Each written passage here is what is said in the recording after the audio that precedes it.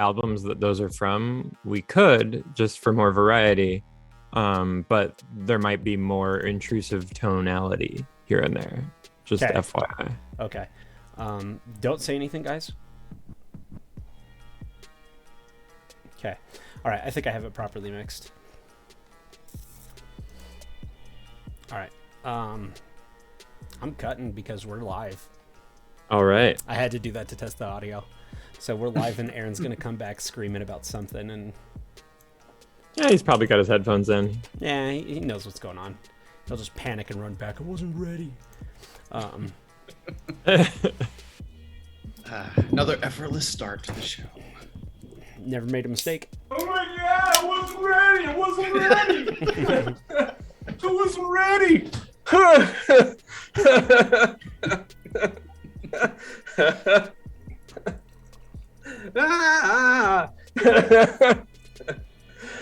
Hi, well, welcome everybody. We're back again for Adventure Hook, Dark Sun, Fire, and Sand. As usual, I'm Aaron Campbell, the Wanderer, and let's go around and do the introductions. Starting with Mr. Marc Andreyko. Mr. Marc Andreyko. He just introduced me. No. That's not how it works. I'm Char, the belligerent elf who doesn't like small talk. Yeah. Hi, I'm Joe Annabi, and I play Geza Akos, the celestial exarch of the Era Cochrane variety. Silverock, to be specific. And I play, my name is Joe Millard. I play Craucus, the half-giant barbarian, who may be shitting himself to death. We don't know. Doesn't matter. Chances are high. My name is Emelie O'Hara. I play Desiderata the half-elf, and I do like small talk. Oh. The weather, huh? Yeah, when we get it here in Athos. And I am Robert Randle, and I play Ma'ak Ari, a Thrycreen telepath. Okay, so before we get into it, we do need to do karma beads because we didn't do that last time. Now, here's the thing, though. I've got to ask for some memory. I haven't gone back and listened to last episode yet to confirm this, but today when I was setting up, pitching the tent, all of my karma beads scattered onto the floor and went fucking everywhere. So luckily, I That's do keep karma, Aaron. I was going to say, if that's not a sign of the gods, I don't know what is. Yeah. That and this horrible fucking allergy attack I've been experiencing for 2 days now. Anyway, I do have a ledger that I keep tally of, but what I didn't keep tally of from last time is who's used their inspiration beads. Now I know that Rob used an inspiration last time during the drinking game to get that saucer to tip over. But I know that Char has 2 inspiration and Craucus has 2 inspiration. I kind of think that you guys forgot to use those during the fight. 110% did not have any idea I had inspiration. Yeah, and You gotta note that on your side somewhere. Well, but here's the fun. You guys did talk about this in your lead up to the fight, like, oh man, we got the inspiration we can use. We got to use that against this, and I was thinking like I was talking about my piddling ability. yeah, because I know that you used bardic inspiration last time, so I'm assuming then that that Char and Craucus did not use your bead. So just to remind you, Char, you have a blue karma bead and a black karma bead in inspiration, and Craucus, you have 2 black karma beads. And just in case Char doesn't remember what each of those beads could do, or maybe the audience at home, what do they do? The blue beads allow you to give inspiration to yourself, or which basically gives you a advantage on a roll. Black karma beads allow you to give disadvantage to someone else. So, and then once you've used them, those karma beads go back into the gourd, and that basically increases your odds one way or the other of pulling a blue karma bead or a black karma bead in the future. Thus karma. And So- those are the only ones you lost track of? You didn't lose our individual character arc? No, because it's you guys. I haven't given beads out since before the party. Oh, okay. The milestone was the end of the party. So everything else is good. So I think we're all set. I've got it all restacked. Yeah, I'll make sure I even now have like blue and black pins that I can mark on my little chart, so I can double this up. All right, so having said that, let's go around. So we do need to actually draw our beads. We're going to start with Cha'ar up in the top. Right now, Cha'ar has a full load of beads in his arc. You have a full load of inspiration, so really the only place that you could place yours... Actually, Signpost is full too, so Campaign is the only place that you could do it. So you're kind of between a rock and a hard place on that one. So no, you don't even have to say anything. Deal.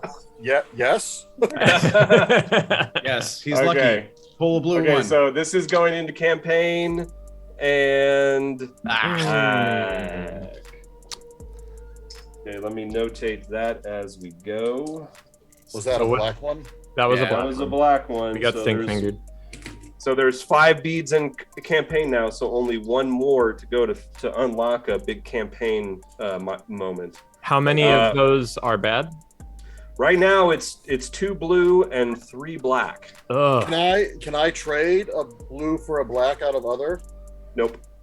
That wasn't, This that wasn't iteration noted rules. in the instructions. It's an interesting idea.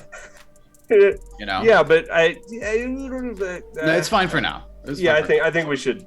I think we should hold to the. Otherwise, then we're going to be trading. It's going to get messy. It's already messy enough.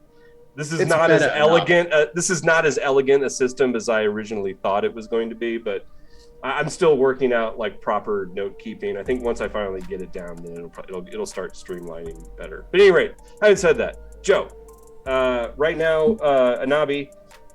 You have a full stack of beads in arc. They're all blue, so everything's coming up Geza. And that's it. So you have no inspiration, and so you can put it in inspiration, and there's one more spot in Campaign.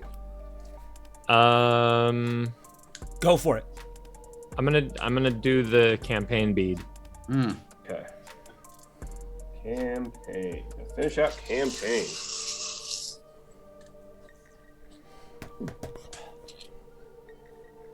Damn it! Oh, fuck. Cool. Okay, so Geza Great. gets a black, and that so fills out Return Campaign. of BAP? What? Yeah, I Yeah, the mean, I return of guess. Okay, so that brings us to Millard, Joe Millard. Right now, you have just cleared out your character arc after tonight's bout. And just so we understand how those beats kind of played, one blue was your subsequent friendship / possible partnering with Hoxa as a fighting partner in the arena because she expressed interest. The second blue is yet to be revealed. That's going to happen once I actually read the opening text.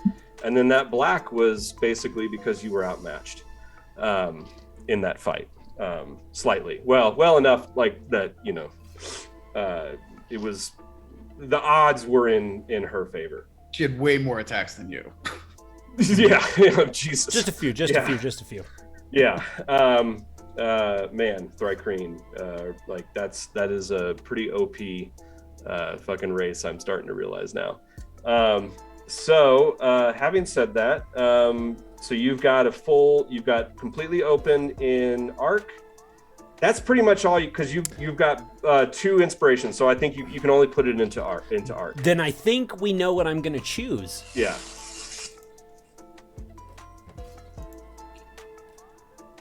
Blue.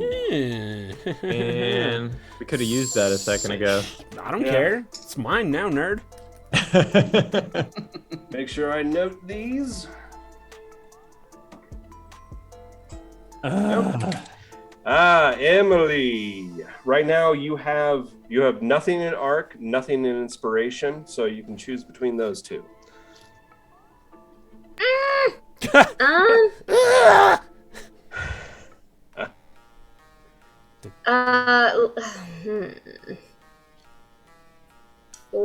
Where am I willing to have bad luck?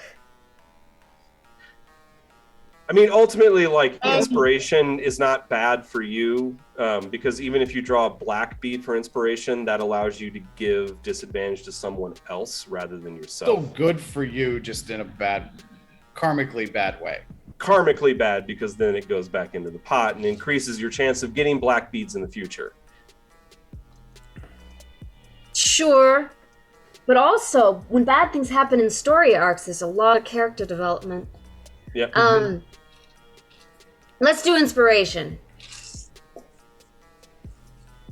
That looks like half a tomato.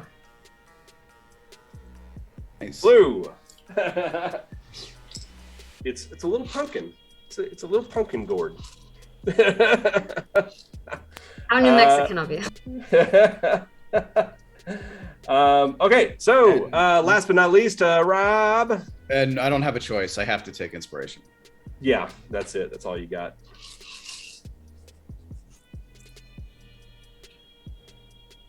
Nice. Oh, wow. Everybody got the good ones. I'm sorry I couldn't come through for our party. I mean, you did do the worst possible thing you could have for us. I did. Character building. Look at how much character we built after everyone died. We are all characterful. You're So get your XP I'm without so full of experience. character. Oh, I'm so full of character. Okay, so let's dive right into it then. So, music comes up. For most of you, your head is swimming with intoxication as you take your leave of Nerissa's symposium, drenched in wine. Sadly, Craucus lost his bout with the Jez Hoxa. The steel dagger that was to be the payment to Omolaro was not won, but you did fare quite well in the so-called Gauntlet of Khalid Ma, the decadent drinking game that ended with your group winning the highly prized Pharaoh fruit, as well as the silver dish it was presented on. You definitely made some valuable contacts, though. Desi may now have a supplier of prime poisons. Jahar has possibly found a new source of Agafari timber for Kled. Ma'ak has met someone studying at the School of the Way who could perhaps vouch for his admission. Geza may have made an ally with the house responsible for his enslavement. And though Craucus lost his fight, and with it, a night in the bed of one of the most renowned gladiators in Athos, he has possibly found a new fighting partner in Hoxa. Which brings us to Craucus, who was handily trounced by the brutal efficiency of the Jez. Perhaps he underestimated the Thrycreen. After all, the spectacle of gladiatorial combat is meant to be a drawn-out affair, tantalizing the audience with bravado and almost acrobatic flair. Hoxa obviously cares not for convention, fighting like a soldier one might expect to face in the army of Hamanu. No matter the reason, though, Craucus had perhaps his first true brush with death. No doubt a humbling experience. But something odd happened in the final moments of the fight. As the powerful claws of Hoxa rained down upon your chest, you could hear the excruciating snaps as rib after rib cracked, turning your chest into little more than pudding. When the last blow pushed shattered bone into the soft tissue of your heart, and consciousness began to slip away, somewhere deep within, you felt another snap. It wasn't bone breaking, though. It was like fingers snapping, a snap that awakened you. There you were in the dark night of an endless waste of undulating dunes. At least, that's the closest thing you could compare to the sight before you. Really, it was more a memory of such a place. It's hard to say how long you lingered there before dawn came, but once it did, a great disk of blinding light dispelled every shadow until all form vanished. It was in that white emptiness that you perceived something for the first time, a formless friend, wild and untamed, a companion that has journeyed by your side unseen for your entire life, lending its talent to the very fiber of your being. Just as you were about to reach out and grab hold of the feral thing, a pinpoint of color formed in the center of your vision, expanding, color separating, delineating forms all around you. First, Geza kneeling with a soft feathered hand upon your chest, and then the rest of the host from that night at Nerissa's symposium. So we'll pick it up shortly after there, because you kind of lingered in a bit of a stupor for what was left of the evening, which wasn't much. This was basically the end of the party. Everything was wrapped up at that point. Goodbyes were said. The farrow fruit and the silver dish were delivered to you. The farrow fruit actually brought out inside a delicately carved wooden, like agafari box, inlaid with like enamel of some kind of shell that glistened sort of pearlescent in the light. It's also F-A-R-O. Imagine my surprise. I thought it was P-H-A-R-O-A-H. I'm sure that there's obviously a link in the minds of those who created the farrow fruit. That it isn't. That is can't. The farrow fruit is from original Dark Sun second edition. So that is not that is not my creation. The story I told last time though is my creation. So that's what I've added to the canon, or at least my head canon for farrow fruit. But yeah, farrow fruit, the king of fruits. The emperor of fruits. So yeah, and you open up the box when one of Nessa's enslaved servants delivers it to you, and inside the fruit itself is nestled in purple velvet cushion, and then the dish itself is given to you in a small velvet pouch of the same purple cloth. And you're congratulated for your win. She says, "Now don't let it sit out too long. Make sure to eat it within the next, 3 or 4 days before it starts to spoil. You certainly wouldn't want that." Did she tell us if this was treated properly or if it's still raw? Oh no, this has been treated. It is not dangerous to eat. You can see it's sticky with. You can see it's all saturated into this fine velvet cloth, but it's sticky with kank nectar, which is basically just honey. So it's definitely been treated and ready. It's kind of shriveled. It's yellow, but it has sort of the consistency of a date in texture. So having said that, there's one last little moment before you leave.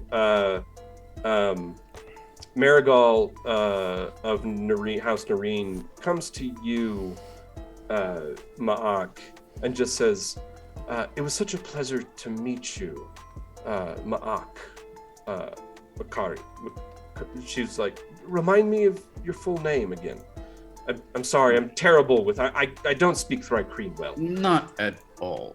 We're still using MindLink in this case. Just one-on-one, so language is still an issue, but I can speak common, so. Apple means the bringer of friends. Well, it has been a pleasure to meet you, and hopefully we can become friends. If you need anyone to vouch for you at the School of the Way, or the School of Thought here, I would be glad. And I don't know how your fellows would feel, but the farrow fruit Well, let me just say that tuition at the School of Thought is not cheap. You require. Ma'ak uses the word bait, and then he said, money. Yes, much money. Yes. I'm fortunate. I'm privileged in the sense that my parents are able to pay. My inheritance covers the exorbitant cost of tuition, but with that fruit, that would cover many lessons. I don't doubt it, but that fruit is not mine. That is Crocus's, to do with as he wish. I understand. That's. Right. I was just. But you are just a suggestion. No. I appreciate your advice. I am curious. I have only ever had one instructor, and he was mighty and taught me much. And he made it a point to teach me as much as he could about understanding the ways of the sleeper masters of the way as well. This is why I know how to reckon your time, etc. However, is it not possible for, if I do say so, a psionicist of merit to gain access regardless of money? Is this possible, or is that scholarships? Primary? Scholarships are rarely given. Very well. Well, if you would vouch for me, I would at least like to pay a visit to your school. Yes. My one of the master warned me things. that Thrycreen are rarely welcome at the schools They're- of the way. Presently, I cannot think of a Thrycreen attending the school, but I think it would be a great boon. Right now, it consists of the privileged elite. They need some fresh blood, so to speak, in there to bring them, to center them, to bring their minds into harmony. I think a lot of them are training to be strigils. It's a lot of what they do is strigil training, But not the you. exarch. No, I truly believe in the way, and I want to become a master of the way. As do I. So, but she All right, gets. well, I don't wanna She tells you. Yeah, belabor she it, tells but yeah. you. She tells you where she can be found if you ever want to reach out Like to her. where her home is? Yeah, where she lives. Okay, great. Yeah. Great. Well, if And- she needs to find yeah. me, she can ask after the Golden 9X. They can find me there. We have rooms. Okay. Unless anybody else has anything they want to do, you guys can kind of start to drag Crocus out because you just used Spare the Dying on him. You don't have any like actual healing spells that you can cast right now. Is that correct? I don't. I have and medicine checks can only stabilize also, right? They can't provide healing. Before we leave though, is Hoxa leaving with us? Yeah, you've freed her from enslavement to Menvian. Great. Maybe she and can carry Crocus. She doesn't quite understand yet, though, because when she comes up, she approaches and who was the one sort of remind me? Does anybody remember who was really the one responsible for that little ruse? Desi and Ma'ak are the ones who tricked. And Ma'ak was the one that told Hoxa, "You are free now. We've made it so." Oh, okay. She doesn't quite seem to get it, so she comes up to you, Ma'ak, and says, "So, this means the woman is my master now?" There is only one woman who is your master, and it is you. I am free then? Truly free? If you wish, I will happily escort you wherever you would like to go. If you would like to part ways at this moment, you are free to do so. However, if you can help us at least get Crocus somewhere safe, it would be appreciated. I will help, but I cannot leave the city yet. I must secure my place in the fights during Well, the then you sun. may. Very well. Then, if you wish, we will renew our agreement. We may just. It feels like a week ago, but we just that you and Crocus may fight side by side in the coming High Sun games. This seems to be an appropriate application of both of your skills. Yes, it is. In the meantime, we have secured private quarters, and if you wish, you can lay low there for as long as you like. Very good. Where we're going now, so you can stay if you like, I guess. Very good. Is this spoken aloud?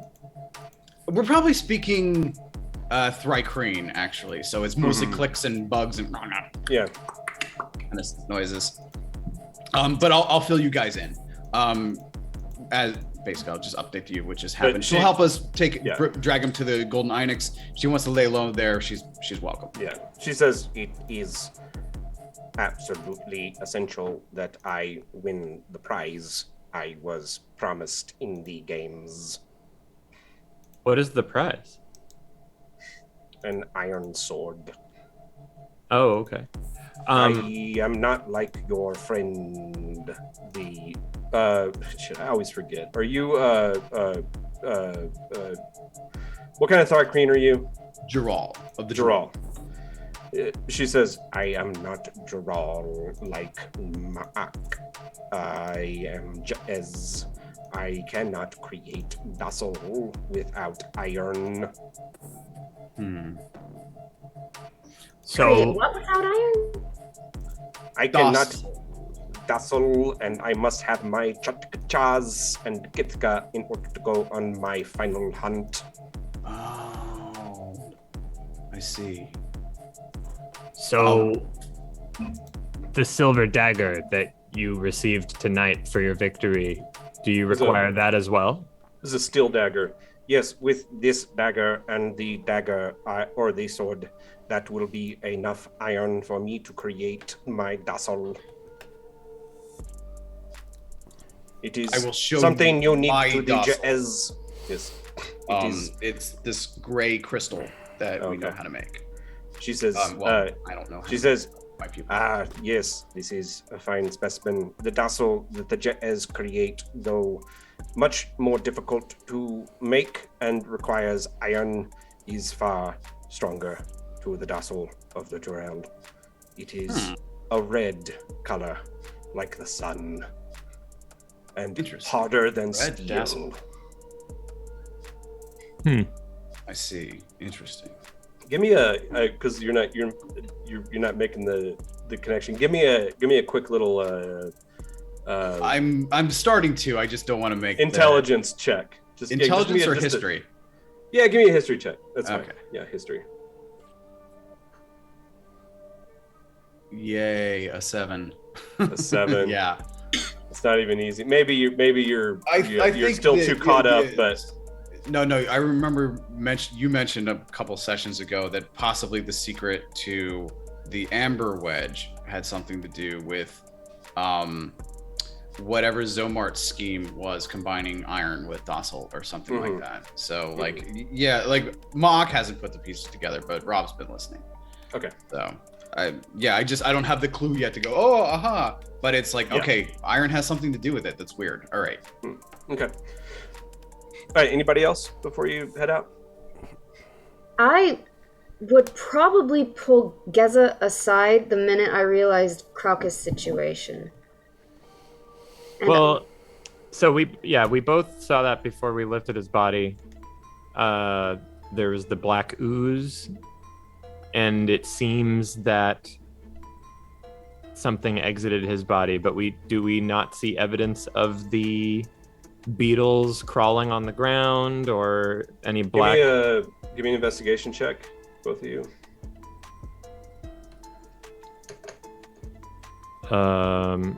Mine was real bad. Let me see what, even with my guidance, it's probably still horrible. Yeah, 7. I rolled a 15. 15. So neither of you see any critters crawling around that look anything like, what you've been told about these agony beetles. Outside of just the standard kind of, bugs native to Athos. May I tell you my first inclination? This is terrible, and I know you are a good person, which is why I want to run this by you and let you have full disclosure, but I like to do this little thing that is called cornering people, which is, if we were to take him where we took him before, remember they told us we will not allow you back. If we take him back in this state, I do not think they will turn us away, and we can make use of whatever room they may have and their wisdom, because I am getting nothing. I don't know, and I am a bit concerned. What are your thoughts, please? My thoughts are that we need to re-secure this girdle so that nothing else comes out, and that whatever has already come out, we have no way of finding. Which is of concern. I have no solution. The only solution to making it less bad is securing this girdle better and taking Craucus directly to Char's fire exarch temple so they can burn it out of him. Anything else that may Is that still where be we took in. him? No. I am very drunk. Is that where we took him before? No. We took him to the Celestial Exarch Temple before, and I do believe that they would turn us away because Celestial Exarchs are assholes, to put it plainly. They'll do whatever they see fit. And I think that the Fire Exarchs will do what needs to be done in burning out the infection. I think we're better off going to the Fire Exarch Temple at this point. I support you in this. I believe Marc told our new friends that we are going to the inn. Perhaps she will carry Craucus to Fire Exarchs. I assume they're equidistant. Char, where's the temple? So Char, you know that the Temple of the Fire Exarchs is in the it's in one of the merchant quarters on the north side of the city. So it's in one of the merchant quarters on the north side of the city. Okay, so I would like to re-secure this girdle on Craucus's body, and I'm going to ask Char for his assistance to make sure that we're getting good coverage and tightness on this thing so nothing else comes out while we're carrying him. I mean, it's hard to say if anything actually came out. The ooze coming out, the black ooze, is pussy. It kind of stinks like a foul wound. So it's possible. It's very possible, just looking at it, that maybe like the wound is just ruptured, but actually nothing's actually come out. Okay. Well, I still want to wrap it better so that nothing can come out. Now that he doesn't need to move. He's immobilized.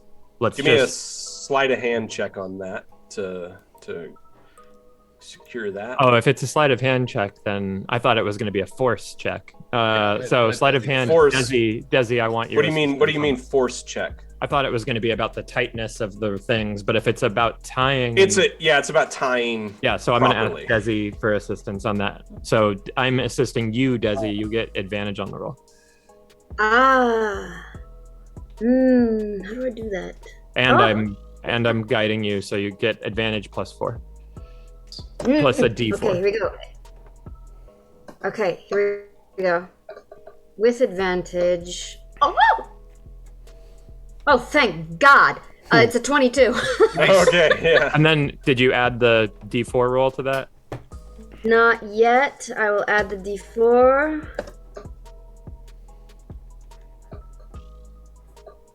Oh, I got the full 4, my friends. So it is a 26. Okay, yeah. So you're able to basically cinch that girdle up, gird them loins even further, and screw being a merchant. I'm going to be a medic from now on. And you add more kind of lashing around it, just to double make sure. So you don't think anything's getting out. Whether or not anything got out, nothing else will get out. Yeah, there is you hear like just a barely audible, like deep guttural of pain as you do this. Krauk is still. Don't like, go really towards the light, Crocus. Yeah. Don't go towards the light. You'll live. I've seen to it. All right, now we'll tell Haxa the new destination and depart with her rapidly. Okay. All right, so we need to get him to a healer. No big deal. Let's take him to the fire priests first. Yeah. Okay. And then we can rest. Yeah. We All right, believe so- in alternate medicine. Yeah. Yeah. What? We'll take One him to the last. fire priests. yeah. That sounds so modern. Yeah. Well, one last little thing as you're leaving the Nuris's townhouse, you exit. You've headed out in the street. It's night. The majority of you are pretty fucking drunk. Actually, you know what? Desi, Geza, and Char need to give me Constitution saves. Desi, Char, and who? And Geza. Okay. Because they're the ones who partook of the drinking game. Con save. Intentionally. Here we go. Do we get to add a No, I D4 to got a that one? critical fail. Do you have Oh, an wait? man. Wait. Do you have inspiration? I do, but I can't put it on myself. Coward.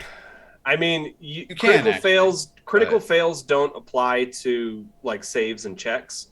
Okay, Desi, then I I got can- They only apply to attacks. But it's definitely Um, a fail. yeah, but Desi, it's I can definitely give a you fail. inspiration if you want to give me inspiration.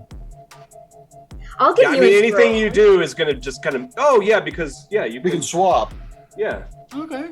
Oh Yeah, my god, so- look at that, we found a hack. So I got a 12. Okay, you got Is a it- 12. But let's resolve Desi real quick. So I got a And 14. actually, Char, do you have guidance or do you have inspiration? You have guidance, right?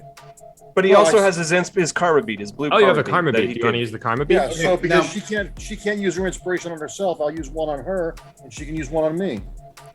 Yeah. And I rolled a 14. Okay. Okay. Were you gonna say something, Rob? Yeah, just from a meta point, those beads are like super valuable. They take Yeah, an don't- entire episode to earn one. Okay, so just But- spending it, and then it goes back in the pool. If it's spent, it goes back in the pool, which prolongs everybody leveling up because we have to re-get Truly. that one again. Truly. No. It doesn't prolong your leveling up. Like does as go long back as in you that get your, it does go back, but the only thing it does is it increases your chances of drawing that color bead again because now there's more in the pot. But don't we Right. level up once we've exhausted all the beads that are in that pot? Right, No. so refilling the bead. The ones that go back into the pot do not count towards your leveling. Oh, so you're counting that Yeah. separately then? Okay. Yeah, well, I mean, granted, I do kind of like that idea, but, but yeah, Good. like, sorry, I thought that's that how might we had be- been playing. no, not yet, but like I think for now, like through the end of this level, because again, right, I made it very clear that like these are all like we're play testing these rules, so I kind of like what you're talking about, Rob. Mm. So, but because I haven't been using that rule, if I'm going to implement it, it needs to implement after the next leveling. That's fine, or whatever. And there's also ways to earn it through role playing. Yeah. In theory, we should have bonus Yeah. XP, which is bonus inspiration or whatever. But Yeah. we were both Because except for theoretically, Caucus, we were just doing a lot of talking. like as long as people keep taking inspiration, you'll never level up because it'll keep going back, Right. keep going back. Or So- well, no, you just don't spend it. You sit on it until the level yeah, up. yeah, That's the good karma, yeah. is to eat the bad karma, right? All right, spend anyway, it. anyway. Anyway, all right. That's okay. So it's up to you guys whether you want to use that blue karma bead or not. Yes. So No. having said it, yes, You and don't no. I'll use one on Desi because she needs the inspiration, right? She got like a fatal. That's okay. No, I will It's a- refuse it. If you offer it to me, I'll It's a refuse it. different- Go puke in the bushes. Yeah, basically Or it's just just see that how drunk they are. she is fucking trash to the point where like when you stumble outside, you go, oh man. So the and it, like, benefits of me fucking- giving that to her don't justify giving it to her for a hangover. I mean, yeah, like, it's up to I'm not gonna. No, I am that's not cool going as long to, as she's not going to die or something. No, she won't die. no. She'll be all right. It's the Just difference hold my between hair. her blacking out and not. So like you're basically blackout drunk at this point. You're a sorority girl right now. Yeah. So and you're probably gonna have to be carried, and you're probably Or a like, bachelorette party. "Don't you look at me that way, you son of a bitch!" Who's getting married? This girl. Okay, so I'm gonna put that blue bead stain there. We're not using it. So okay, so you are Desi. You're blackout drunk. Geza, you are very drunk. You have a level of exhaustion as a result. Desi, you have 2 levels of exhaustion, and Cha'ar, you are, tipsy. You're definitely feeling it, but you're fine. So a level of exhaustion is disadvantage on skill checks. So shit, I don't have my player's handbook on hand. I'll look it up. Okay, yeah, just look it up, and we will move on. But Desi is going to have to be carried, or at least helped. And you Am I probably unconscious? No, you're Just obnoxious. you're obnoxiously drunk, and you're stumbling. You need somebody to carry you. You're probably spouting your mouth off, however you want to play it. But just think of that. Not terribly different than usual. Drunk people usually stumble on each We other. call it so Wednesday. I think Geza will help stabilize you, and we can just drunkenly walk behind the group. Yeah. I will make you sing drinking songs as we walk. I have a beautiful singing voice. Oh man. Because I like how Mark is putting his puns into the chat now and not subjecting the listening audience to them. He's been there the whole time. You've been missing out on gems. I know. Gems, I tell you, Aaron. Okay. So now one thing else is left to resolve. After you guys leave and you're in the streets and you're wandering back off towards the caravan way, keeping an eye on your purses. I mean, it's nighttime in Tyr, so Yeah, good point. Who's carrying that big silver tray? well, remember it's not big. It's 6 inches. It's in a velvet pouch. Okay. So and the same thing with the box. So you can use it as a weapon. Yeah. So just figure out who wants to store that where. We don't have to really worry too much about that. You're a group of big, you're carrying a fucking half giant with a fucking black beetle thripe. Yeah, probably no one wants 8.5 feet us, tall. but- Yeah. So, and Hoxa is definitely completely in charge of her faculties. Okay. So, having said that, as you once you get out Ma'ok's of the only one. Sorry, Ma'ok's the only one not drunk and not unconscious. So for now, he'll carry the treasures. He'll carry the pharaoh fruit, and he'll carry the pouch with the tray. He's not claiming them. He's just carrying them. Just don't give them to Bap. Yeah, I won't. Don't worry. I will ask you before I do anything BAP related again. But Never gonna live that down. yeah, no, I never ever will. Hundreds of people are dead because of that. Okay, so having said all that, once you're out of view of Narissa's colors and scents, and you're also out of view of the rest of the guests who actually all kind of went off in the opposite direction, deeper into the noble quarter, where they probably live. You hear footsteps running up behind you. As you turn, you see it's Jabia coming. And you can see that he's sort of stumbling. He's kind of drunk himself. And he rushes up and he's like, "Fellows, please, could I speak to Geza just briefly? I'm sorry to interrupt Sorry, who's you." this? It's Jabia of House Shaw. Right. Okay, cool. And he You comes talk out. to Gezi, you talk to all of us. Yes, Jabia, whatever you have to say, I will share with the group anyway. But you can have your time.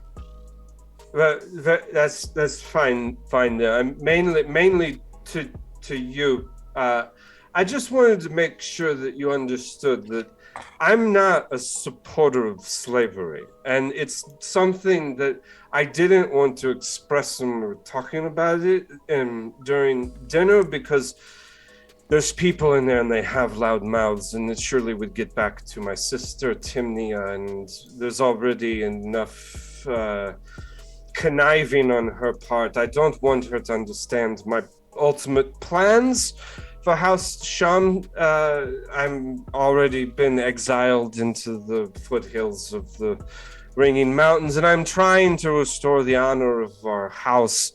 But I just wanted to let you know, because trying to work with you and Sha'ar, but more than just Agafari, and trying to make money with dwarves of Kled, it's my goal that if I can become the heir and take over the house for my sister, I would abolish the slave trade in House Sham completely. Now, real quick, I remind me, you never said anything about them being responsible for your enslavement, correct? I didn't. Okay. I thought about it, but I didn't. Okay. That would be tacky. Yeah, so he doesn't go into that, but he says, just now's probably not the time to talk about this because I am a bit drunk, but the outpost for Hout Sham, the Emporium, there's an Emporium, and a very important Emporium here in the city in Iron Square, and perhaps we could work together in changing its leadership. And that could be a place to start. It would definitely draw attention from Nibene, from my father and my sister, and perhaps allow us to set things in motion and changing. And there's something about you. I'm not sure what it is. You seem to hold the same goals, just civically as I do. I don't know if that makes sense. I hear what you're saying, and I think that it seems that we have more in common than that separates us. We're certainly going to be working with you on a few things, and I'm hopeful that what you say is true and that you are not what your family is. Well, I hope I can prove that. I know that being a member of House Sham, being the son of Giovo, you have no reason to believe me, but I'm telling you truthfully, like, my father is depraved. My sister is as depraved, if not more. And it needs to stop. It needs to change. And if we can strike against the Emporium, most certainly their agent, their main agent, Farlan Mordis, would find his way here. And if we can strike against Farlan Mordis, then the power structure of House Sham would collapse. We find ourselves in need of a patron. Is that something you can provide? I might be able to, not directly, but perhaps I have agents in the city that work on my behalf. Let me speak to some people, and I'll get back to you in the next few days. If that What were those names? Farlan and Morgan? Farlan Mordis was the last name he said. He mentioned his father Giovo and his sister Timnia. Farlan Mordis. We can work something out. It might require an errand to be done on your part in order to cement patronage, but most certainly. Yeah, as you know, patronage is important here, and this is something that we lack and has repeatedly come up as a potential stumbling block. So yes, we will be better able to partner with you in any endeavor should we have your patronage, or the patronage of anyone that can provide it. Let me sleep this haze off, and perhaps I'll try to find you tomorrow. Where are you staying? At the Golden Inex. Golden Inex. I will ask for you tomorrow evening. We will see you then, Jabia. Okay. Don't call us, we'll call you. Okay, so you guys can make your way off. Once again, sorry, like, just for listeners, I'm in the middle of like a terrible fucking allergy attack for the past couple of days because of all these fires and pollen and shit. So I've been drinking shit tons of water. I need to use the restroom. So now you guys can basically make your way through the city towards the Caravan Way. On your way to, everyone is going to the Temple of the Fire Exarch? I think we should stay together until we have a reason to split up. Yeah, definitely. Okay, so make your way towards the Temple of the Fire Exarchs and talk amongst yourselves. I'll be right back. I told you all already at the before we left that Jabia is of House Sham, and House Sham is responsible for separating me from my family, as far as I know. They delivered in the exotic animal trade to the Sorcerer Kings, and I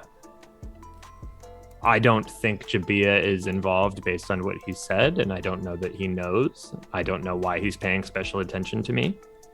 It seems like maybe not that, but we should all be aware that House Sham is as bad as he says it is, and if he is a weak link in their chain, that he can help to break it. So.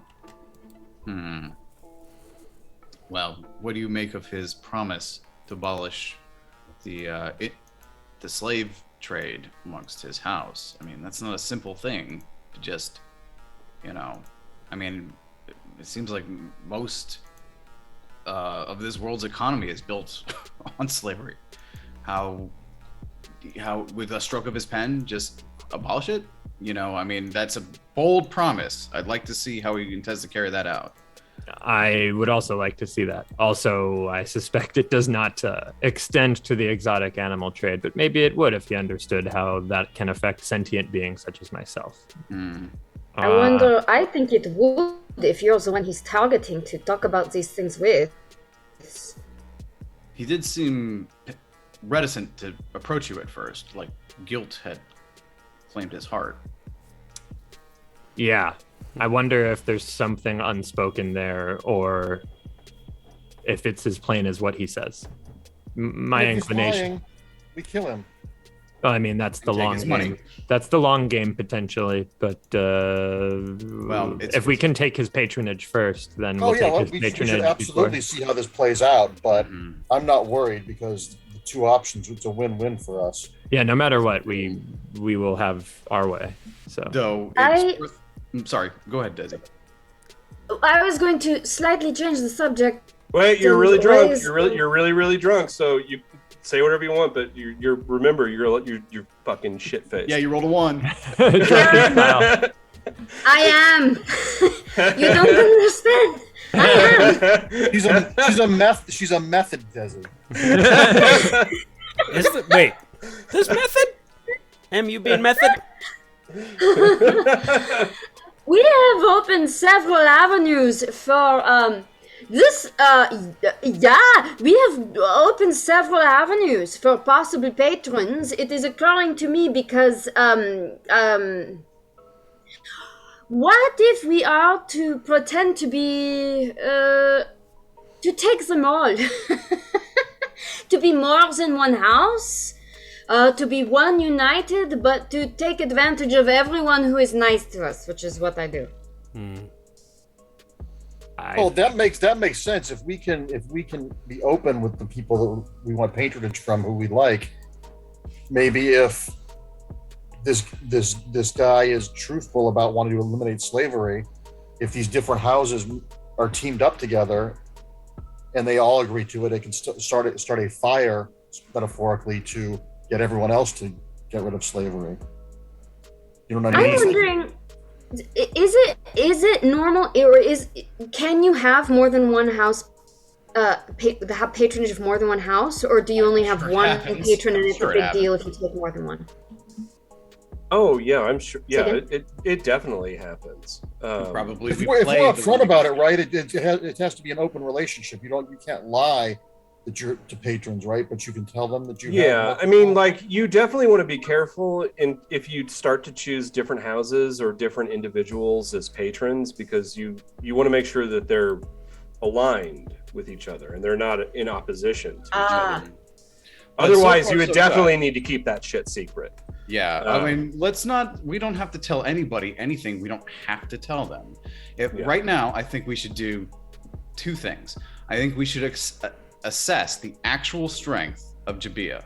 Like, maybe not how much money that dude has, but like, does he have, what's his security forces like? If he betrayed us, or like Cha'ar said, like, we get tired of him and have to kill him, what is that actually going to take? Can we do that ourselves, or are there like elite ex-gladiator bodyguards that we're gonna have to worry about? Oh, well, actually, that's a good point. So real quick, when he left and walked back, you saw that there were 10 people with weapons waiting for him. Yeah, okay.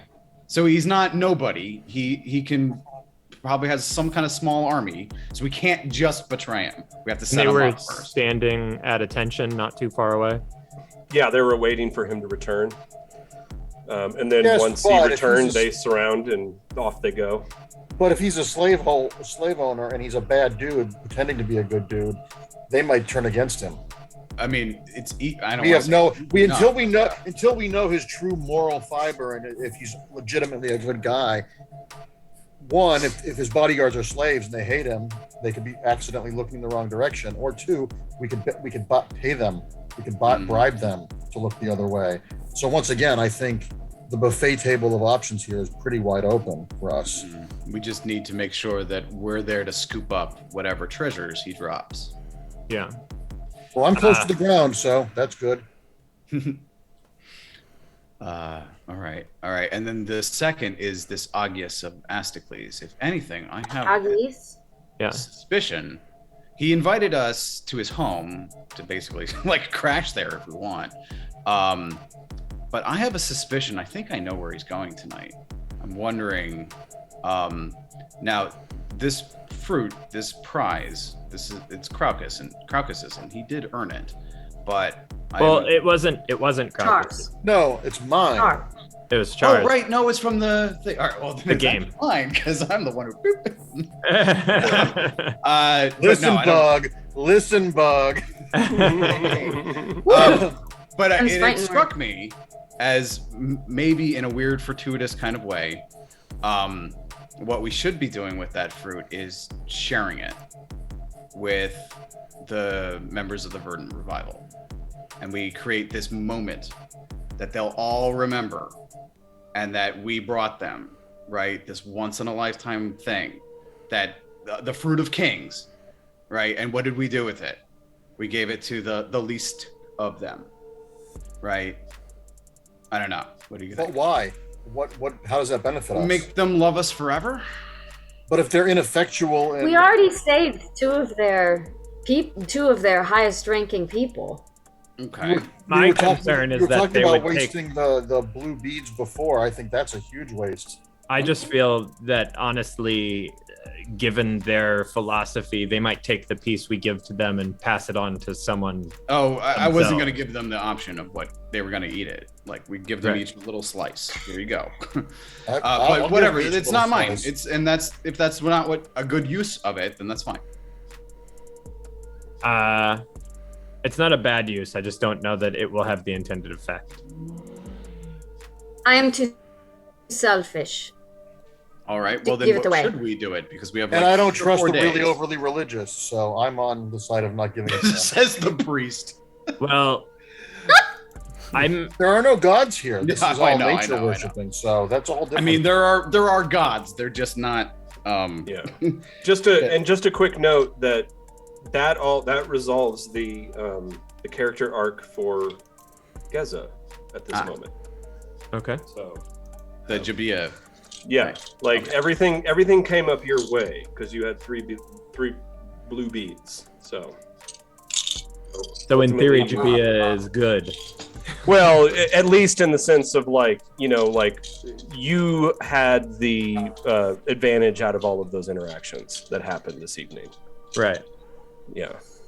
He's availed himself to me. Yeah. Um, And not only that, he doesn't know theoretically that who you are and your connection. So you have that over him. mhm. So So as far as our various winnings from this evening, I don't know what we should do with any of them specifically, but I do know that the only thing that we needed is the thing that Hoxa also owns now and needs herself.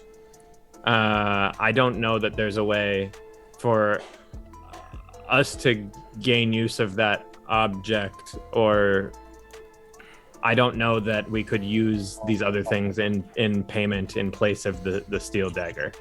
But that might be the best use of the Agafari fruit, is if she won't accept anything but the steel dagger, maybe she'll accept the Agafari fruit if we really want her help. I don't think we want it that bad. I don't know And if this we'll is- even need it that bad. This is to. What was she going to offer us? Remind me. she is going to escort you to the subterranean access of the bathhouse. Well, she said she was going to get us close and then tell us about the dangers down the way. Well, no, she was basically like, she's going to take you there, but she's not going to go in. And then she'll tell you what you should expect to find once you get into the subterranean areas of the bathhouse. But And she the will reason guide we you wanted to through get under into two. the subterranean areas of the bathhouse was. I mean, you have no idea where it is, or how. No, how it's not where, but why? Why So did that what we was could it? We were. assassinate Benezzo. that Ianto guy. Yeah, the son of House Ianto, the son of Strabo Ianto. Yeah, we could get the drop on him there. And in theory, that was the other. This was back when Bap might have been an NPC, because Bap was going to take his place. You know? So it's like, Well, I mean, Bap's still out there. Oh, I know, but he's not going to help us with this scheme, is he? No. So yeah.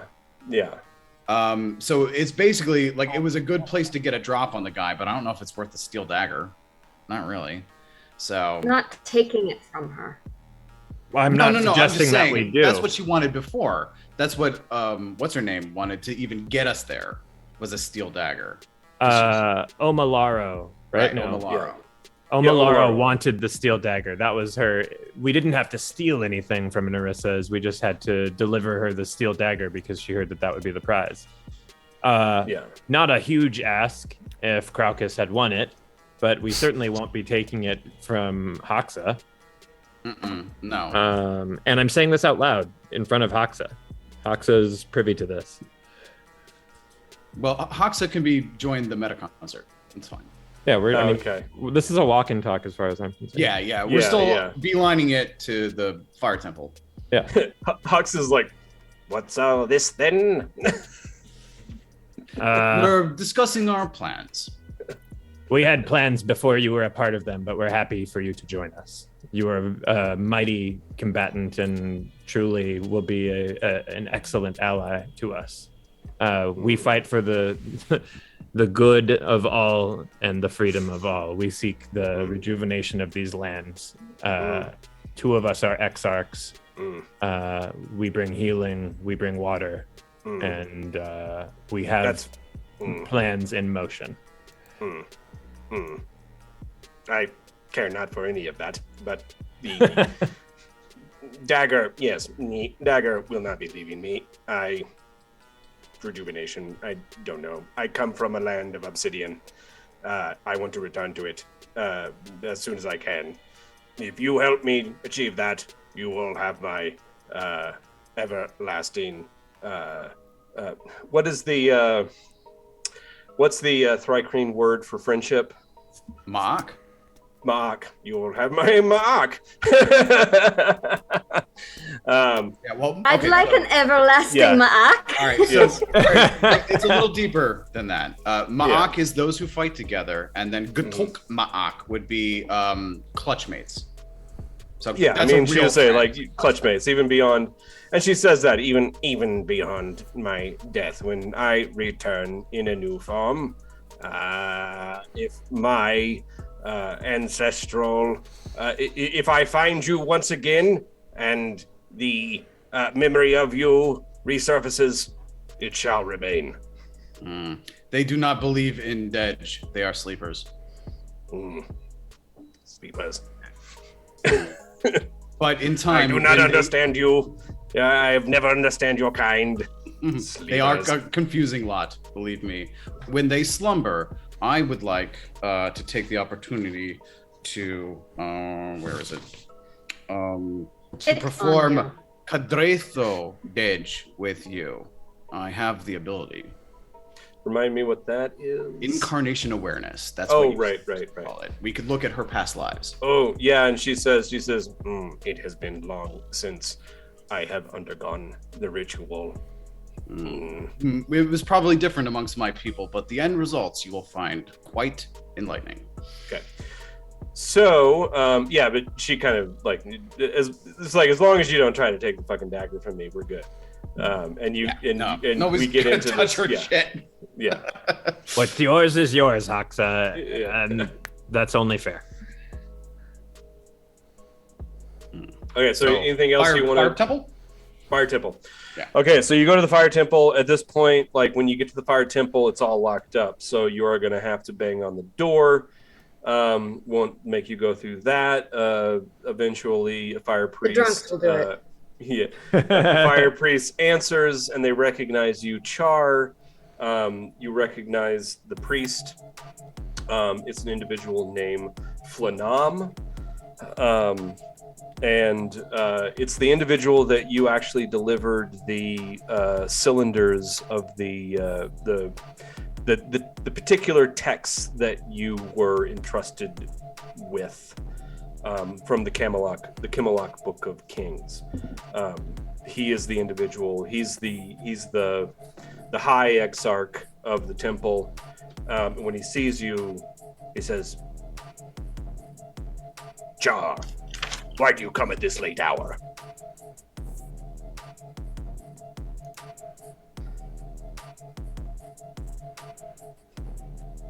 Well, spit it out, boy. Sorry, my audio went out. He said, "Jar, why do you come at this late hour?" We were out drinking. We need a place to got a little ahead of ourselves and need a place to sleep. It's a bit more complicated than that, Char. I think you need to come out. Yes, come, Char. You know who I am. Out with it. We are fire exarchs. We're not ones to mince words. We are like the fire that burns bright and fast. This is why I didn't want to come here. All right. we have a sick half giant, and we need some help cleansing him of terror beetles. What are they called? Agony beetles. Agony beetles. Don't say that on the street. Okay. So we're getting into... Can we meta-concert that? Yeah, I meta-concert. Yeah. Do not say that out loud where anyone could overhear. Okay, so we're getting into Char's arc right here, so I'm putting that right on deck. And Flanam says, inside your mind, he goes, inside quickly. And ushers you all in. He shuts the door and turns back and says, "Okay, now get out of my head. Thrycreen, we can talk openly." Oh, no, I was saying that to Char, to not say agony beetle. Well, then what did you say to him? Then what did you say to Flanam to get into the temple? Oh, I thought that was when Mark said that was meta-concert that we. Sorry, I guess that was confusing. I was just the just last time we mentioned clarify. agony beetles, they lost their fucking minds. Yeah. So we just don't want that to happen. So what do you say to him? Just clarify. What did you say to him? Well, I want to say that because I don't want to lie to him. Say it. Oh, all right. I well, also taught you. Say it. It's I mean, scary. there's like nobody on the street at this point. I mean, Tyr is like Baltimore at night, like, you know, like it just empties out because of the fucking crime. Nobody wants to tempt fate for the most part. Is there a pit beef? And if we release agony beetles on their doorsteps, they won't like that. Yeah. Okay, so anyway, same thing happens. So like you tell him, he looks around and he goes, "Get your asses in here, god damn it," or elements, fires, damn it. And then slams the door and he goes, "No. Explain yourself. What's happening here?" He's infected with agony beetles, and we fear that he's about to burst. There's ooze coming out of his spine. You can see for yourself. We have it bound with this girdle. I did the laughing. That was me. he looks over to you, Char, and he goes, "Char, if I didn't respect you so, I'd have you all out of the city right now. How dare you bring agony beetles into Tyr? Do you know what this could do? The plague that this could release upon the people of this city?" That's why we're here. Yes, actually I do, and I resent the implication that I decided to bring agony beetles along. I'm not saying. When did you find out about this? Today. Today. So Okay. this is one of our compatriots who has been struck down by this. We didn't go out seeking this. Now, if you're one of my brothers in the Fire Exarchs, you're going to help us out here and stop grumbling.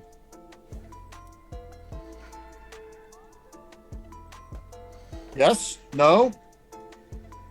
Char, you know that I respect you. You know the way that we are. I would never suspect that you act in a nefarious way. Of course I'm going to help you. What do you think? I would only have But brought him here don't if ask me to quench the flames that burn inside me. It is your right to grumble as a dwarf. You need to get out more. I like these He goes, he rings a bell, and you see a bunch of other exarchs come out. He turns to them and he explains what's happening.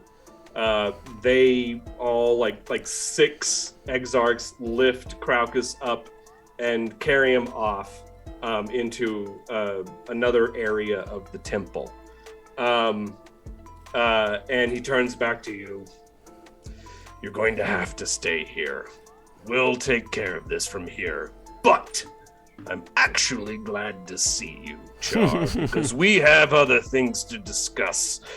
Namely, those cylinders that you brought to be copied. Well, we've done the copying, and I'll give you the papyri with the copies on them. But were you aware that those cylinders were cursed? I assume not.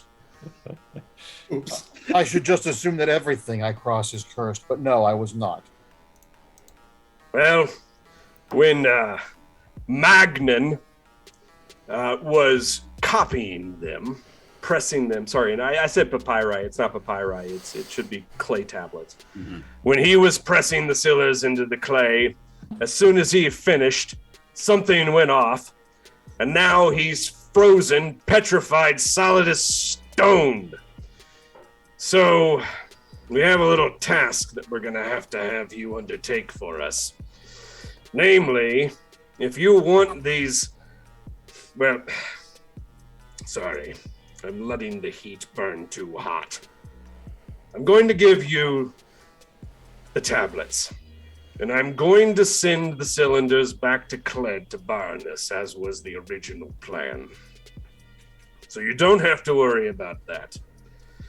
Do we But know I if hope- these cursed cylinders, if it's a recurring curse, or if it's every time someone uses them, or if it was just a one-time curse? Unfortunately, because these are incredibly powerful artifacts, evidently, we were unable to identify any particulars as to how they function. We assume that they will repeat every time someone tries to copy them. Luckily, we were able to make the first copy, but unfortunately, Magnan has been petrified. We have him in the back. He should be safe for the time being. But you need to figure out how to fix this. Sorry, that's hysterical to a drunk person. He says, you're going to have to figure this out.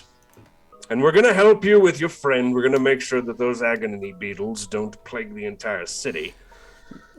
And because we trust you, and we understand how important it is to translate the Book of Camelot Kings, I'm not going to place this on your head or on Barnas's.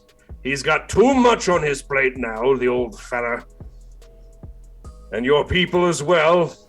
The tragedy that's hit you, the collapse, all of your kin who's died. And the one place left in this this elements forsaken land where the dwarves can live in peace and have a community of their own. But please, if I can quell the cinders burning in me for just a moment, Char, Magnan is important to us. We need to find out how we can lift this curse. And we've tried everything that we can so far. To no avail. I can't tell you where to start looking, but theoretically, you've got all the time in the world. And can we see him see if there's anything that we can see from our travels that might tip the hand to what the curse is? Absolutely. Come and look for yourself. And he takes you back into the room, and it's a back chamber. He just takes charge. He looks at the rest of you. He's like, sorry, you cannot go into the Holy of Holies. Can I bring Geza, because he's a fellow Exarch, even though he's an heir Exarch?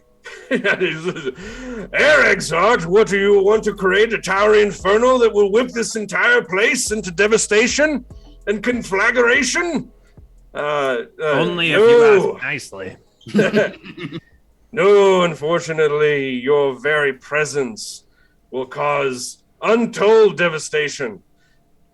We respect the air exarchs above all else. The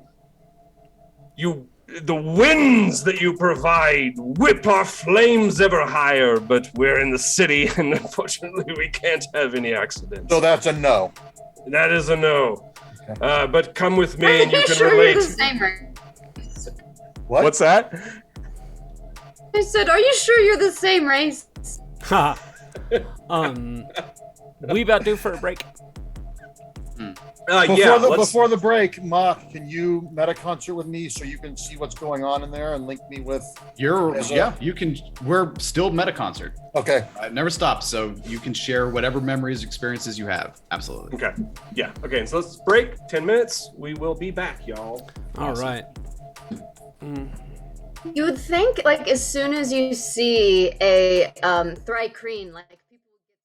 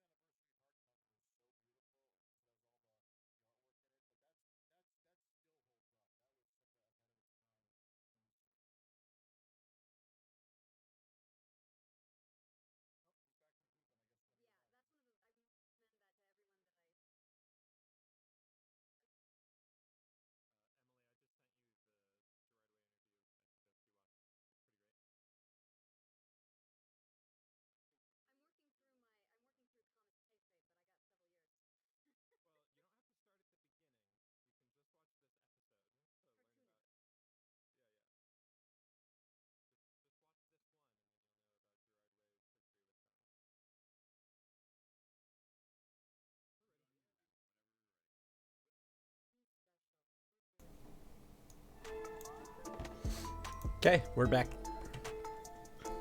All right, so we are back. I would just like to point out that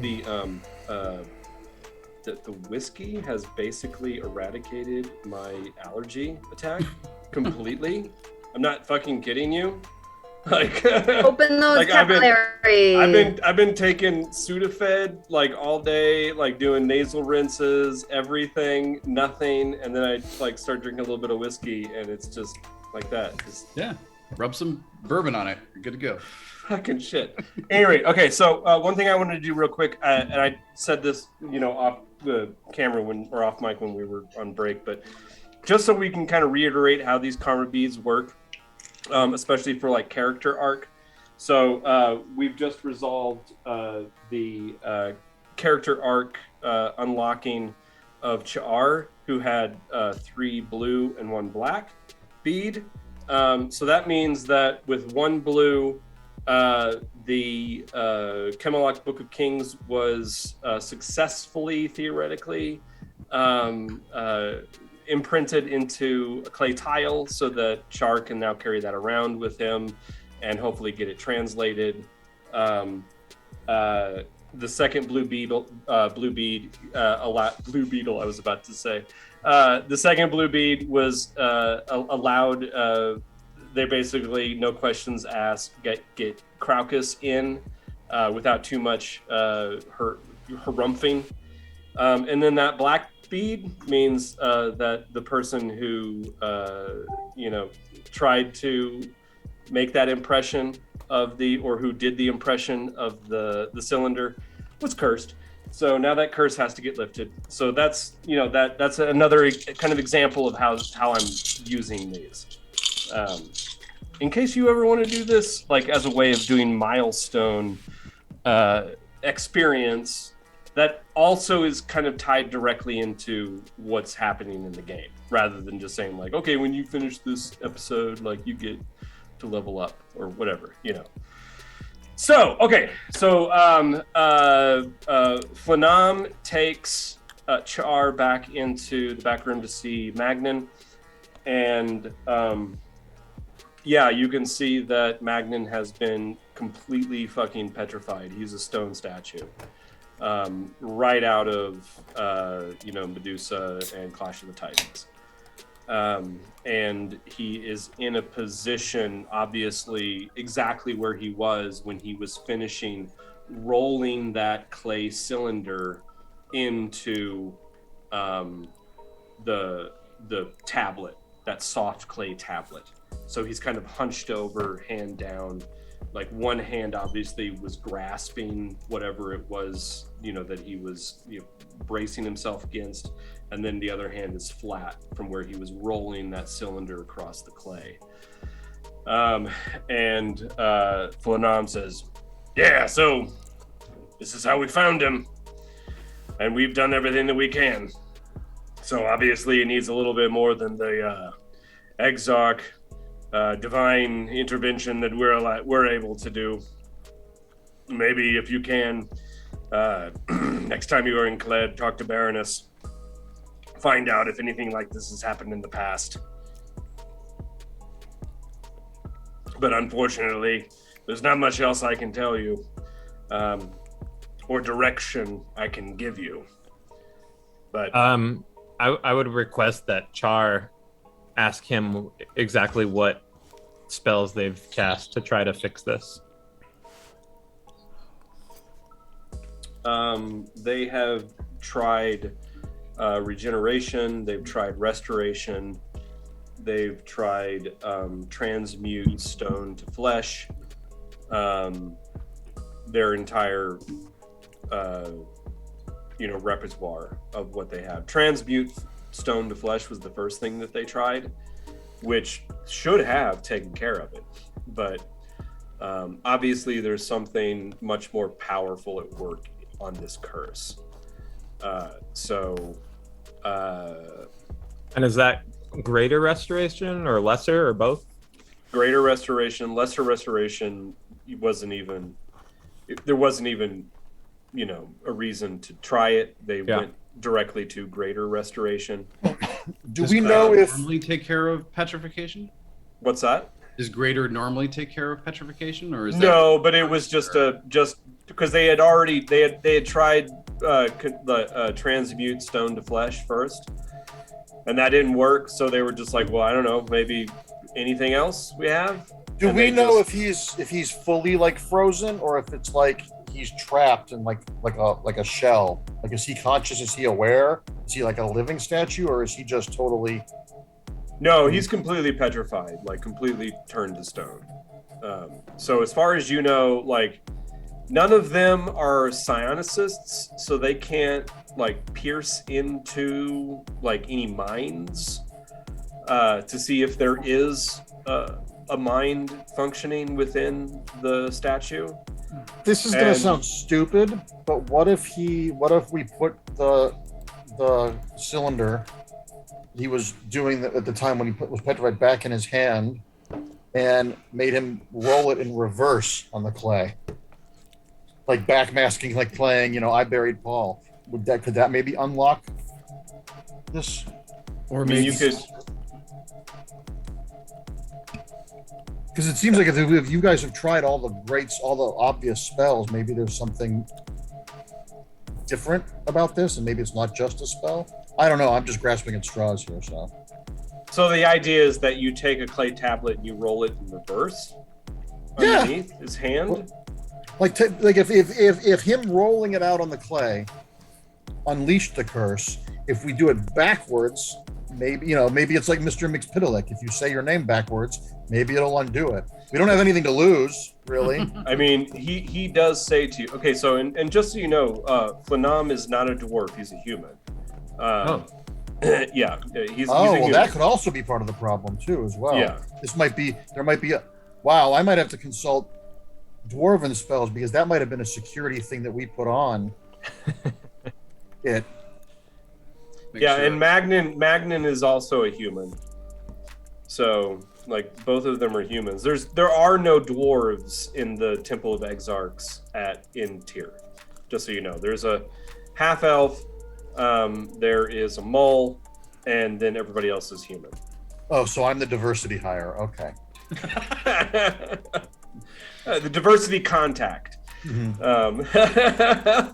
Some of my best friends are fire dwarves. What's it called? Like in popular culture, where like people will hire people to vet their work for diversity issues. There's a term. Token for it. hire? No. There's a term. There's an actual term for it. Like somebody who comes in and vets your work to make sure that there's nothing objectionable. I can't remember what it is, but there's a term That's for the it. person you don't want to invite to a party. Yeah. Yeah. Well, no, that's interesting though, because if I didn't realize he was human, so I Yeah. should. Do I know? Are there spells that are specific to just the dwarven race? Do I know that? I guess I would. Would I know what are there special not Exarch spells, because Exarch spells come from the elemental planes. Or the elemental forces, and they're universal. But in terms of arcane spells, probably, absolutely, there are spells that exist that are unique to the dwarven people.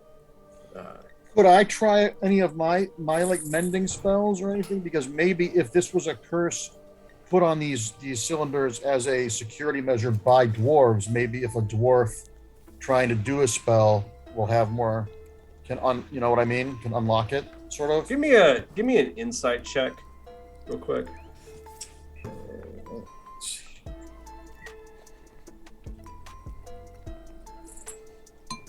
15.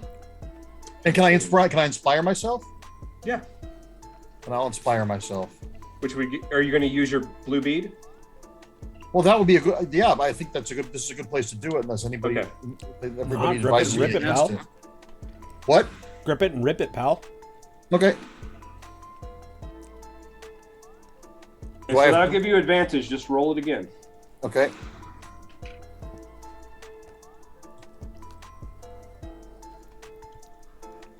$15 again. Oh man. Okay, well, 15 is still pretty good.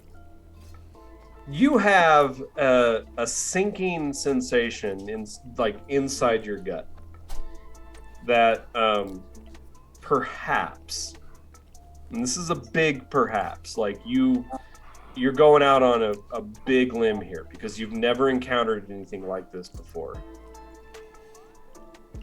You might be, if this is in fact something that is a curse to prevent anyone who is not a dwarf from replicating these texts. Mm-hmm. If you break the clay tablet, that might restore him. Well, if we break the clay tablet, then I'd be willing to take the chance and roll it on the next one. Transfer it into another new clay tablet. Well, this is the problem because, like, if it was just a matter of like rolling it into clay, that could have been done in Kled. Mm-hmm. The problem is when you attempt to roll, like, you need really powerful exarchs to do this because when you roll that tablet, it unleashes an elemental hellstorm into the space, which would theoretically kill you. Like, you and no one in Kled is powerful enough to do this operation because of what is unleashed by the cylinder. Then how about this? We have some money, right? We have some ceramic pieces that are. Can I actually buy some papyrus and do like a grave etching over the tablet before we destroy it, so I at least have a record of what the translations are? That actually does bring up a good point that I've been meaning to ask. That's clever. But not just papyrus. Is there anything that it's not just good looks here, guys? So like paper is hard to come by, I assume, since wood is hard to come by? Paper is not. There's no cotton in this world, so paper is almost non-existent. Paper is non-existent. So you have papyrus and you have parchment. Okay, but papyrus is like. And we have our togas. The problem is parchment is really bad for doing. Well, parchment and papyrus would be really bad for doing impressions. And for something as small as like, because these these cylinders are about an inch tall and about half an inch wide. So they're bigger than that. Sorry, because they have a lot of text. So they're a big wheel, but they're about an inch thick. But the problem is that the type is so tiny that it doesn't, like, you could try that. You would probably only come away with, depending on your roll, would determine how much of that text you actually were able to preserve. Then what about doing like a stamp, a stamp? We can rub, like an etching on an ink or a pig blood or whatever, and then lay the paper over that way, and it will have a photo negative of it. That would be more reliable than an etching. Yeah. And or worst case scenario. And once we do that, and we have the piece of paper there, I can read it, and if there's stuff that's blurred, I can translate it myself before we destroy the clay tablet. I was just gonna say, well, one, it may be the actual act of replicating the knowledge in the first place, maybe the curse. It may be like a, the ring kind of thing. Well, I'm willing to take that risk as a dwarf. But as a dwarf, I suspect that right. it's a dwarven curse, so if anybody's going to do it, it won't. But the other thing me. is, if you want, you could just read it aloud for us. Just read it out loud, and then Ma'ak will just remember it. Oh, no, that's the point. You can't read it aloud. You don't know the language. That's why you needed an impression of it so you could carry with you to translate it. To translate it. Okay. Well, I mean, Ma'ak does have photographic memory, but he doesn't read Dwarven. So. Well, but look at it this way. If we look at it, if Ma'ak looks at this, that it's not letters and words, that it's images, that it's a piece of artwork, as opposed to trying to translate, like hieroglyphics. To if you have a photographic memory, you could probably look at it. Just take a picture of it. Yeah. In theory, I don't need to know what it says. I can just show you the graphic. I'm just saying, if you look at it in a different way from your own brain, if I look at the Bayou Tapestry and someone says translate, I'm going to be like, I don't know. There's a horse jumping over someone. Yeah. But if I look at it as a piece of artwork and then can recall that and describe it to someone who can translate it, it's a win-win. He doesn't even have to describe it to you through MetaConcert. He can show you his memory of looking at it. the tablet. So you could translate from his memory. Yes. It would just require your collaboration every time you sat down to translate. I'm willing to spend some of my ceramics to get some paper and have that as a backup. Okay. And then also do the MetaConcert. So we have that way, if we lose the paper, or if we have to barter it away some other time, we have it in our. And Yeah, just so you know, in Athos, a single sheet of papyrus or parchment is a gold piece. Okay. Like, typically. Question about that. Like, this is like a question of. But that's why terminology. everybody does impressions in clay. Like that's the is there anything that you can- writing method. But is there anything that you can keep in your pocket that is akin to paper, papyrus, etc., that might be used for like posters on a wall or something like that? Like, What about an animal skin? That's parchment. That's papyrus, or that's parchment or vellum. Papyrus Yeah. is made from reeds. Yeah. There's no like disposable, thin, foldable material that people use to hand out I mean, coupons or I advertisements. mean, it would be unprocessed leather. But I mean, people like imagery itself. It would just be paint. Like you would literally just have somebody go and paint it on a wall. A wall. Then why don't we just get a piece of this stripped leather and use that as? that's and then probably just- not going to be. We're all Supple. wearing leather- togas. leather Do is not all cheap. have excess material. Leather is cheap. I mean, you can get leather anywhere. You can get it from Erdley. You can get it from Kradler. You can get it from Inex. Like Well, that's yeah. cheap. You know what we do have? We have a bolt. We have a couple bolts of silk. Yeah, that's what Desi was. There you go. Silk. Lay that over. And That's that would be better than leather because the silk is thinner. Wait, and was more that delicate. Emily? Was that your idea? Yes, it was. Oh, Okay. nice. Okay, cool. Credit where credit's due. Let's do that. That's kind of my point. Is like I don't want to. I'm not saying like we need paper, but I need something to be able to make impressions on and hand out that impression because my understanding of what I was doing earlier was incorrect. When I was handing out those little sculptures of the guy, that's not something I can do. That material would disappear after 6 seconds. I would have had to make a stamp, put it on something, and hand a picture of the guy to people. That's what I can and have been doing, retconning to make it in line with the spell. I haven't been handing out little sculptures. I've been handing out little impressions on a material. Have I been handing it out on silk? I don't know. That's what I need to collaborate with you, Aaron, on what's possible in this world as far as a disposable or foldable, pocketable material that I can make a stamp on. It would have to be the silk because silk in our real world, out of the game for a minute, that's how they make dresses and the prints on dresses and that sort of thing. Silk is perfect for that. Yeah, So- you have a shit ton of silk.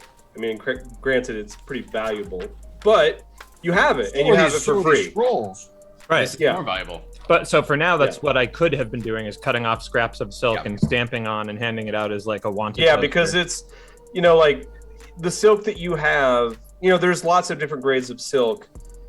There's the silk that has that's like rough, that has like little beaded like crap on it that's not been refined. This is a highly refined silk. It's very That's smooth. perfect. Yeah.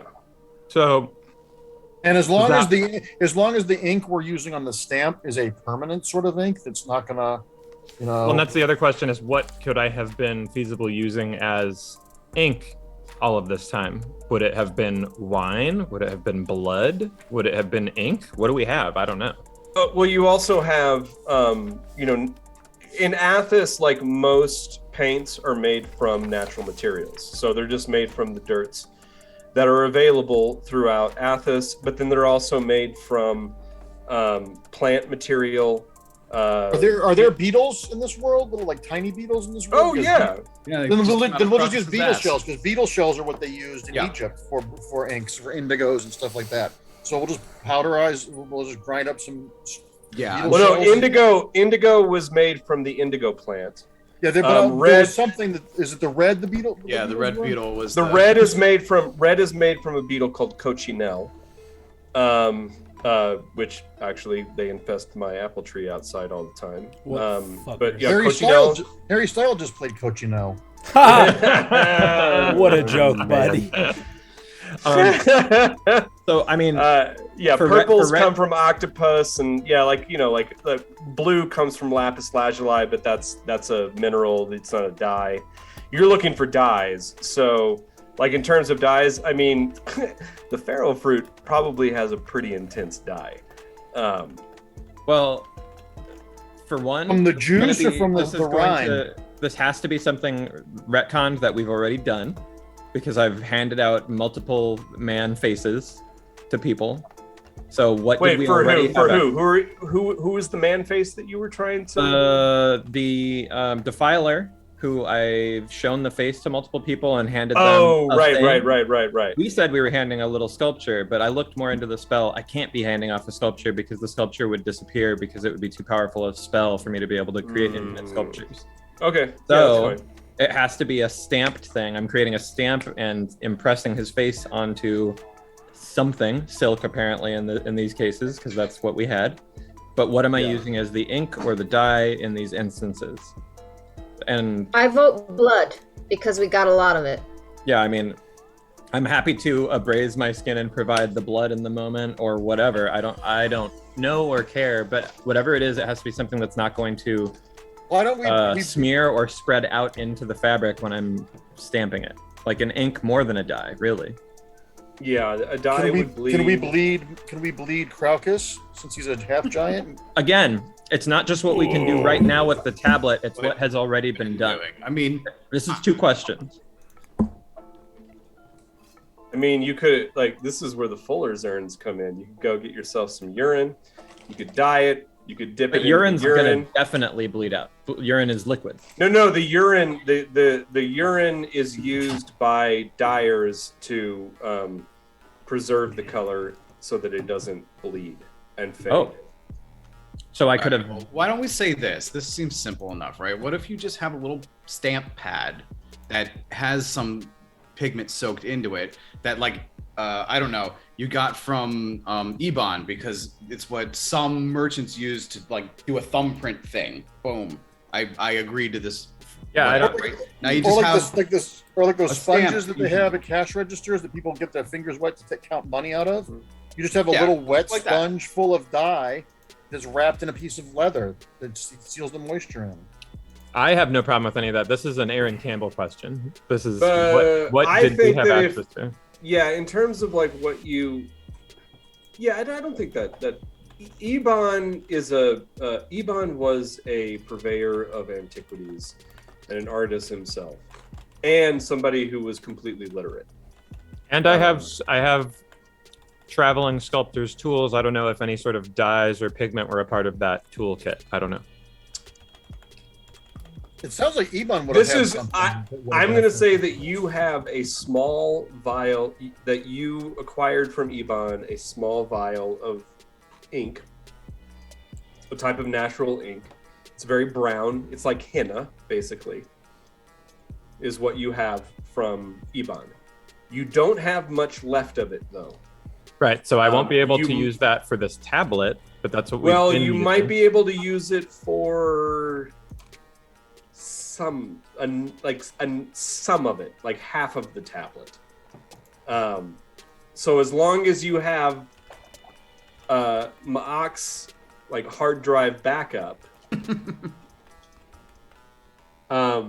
you might be able to get enough of that recorded down to, take the chance. Do I think blood would work worse? Like blood will, like you kind of like, well, it's hard. Give me a medicine check. Okay. I'm good at that. And then I'm going to add 4 to that. Let's see. So 19. 19. Okay. Blood should work, but you have to make sure that once you inscribe it, that piece of fabric does not bend. Like, you need to stabilize it flat, because if it rolls, if it creases, as that blood dries, it will crack and it'll pop and it will degrade. So you need to figure out some way to stabilize. Like, you just need to like either press it between a couple wooden plates or something that you can do to make sure that like it does not bend or warp. until you can get a proper, What if we pee on it? reproduction. Not for blood. Blood is not a dye. So, yeah. Actually, blood would act more like an ink. If blood will work, what will probably work better is that awful oozy stuff coming out of Crocus's back. Because isn't that all like thick and coagulated now? It's pus. It's gross. But it's black. It was black. You described it as black. Oh yeah, it was black pus, right? Oh yeah, it's black. It's black pus. It's some unearthly Athasian type of pus. Oh, like blood isn't pus. But pus is a bodily fluid just like blood, so Yeah. it would have the staining. I mean, it's probably a mixture of Crocus's pus and then the goop of the agony beetles themselves that have been smushed in there. And beetles make good ink, right? Good ink. Yeah. Yeah. What Make red. if they're killing a bunch of beetles? Can we harvest the ink of this beetle slaughter and It's use it for super. the... No. It's super cool that you guys are worried about making money off of the beetles that are killing me, and not like me surviving. That's super we know cool. you're gonna No. It's super cool though. You're good. And we're not making money. We're making ink. Oh, sure. So it's fine. This is the Yeah, no. Totally fine reasoning of how to like treat your friends. No, I like that. Yeah. Hey, this is No. You guys are all really empathetic, and I like that. Yeah, totally fine. This is I like would Hulk Hogan objecting to the absolutely writing of the choose Constitution. you for real life adventures. Yeah, don't worry. Pieces of shit.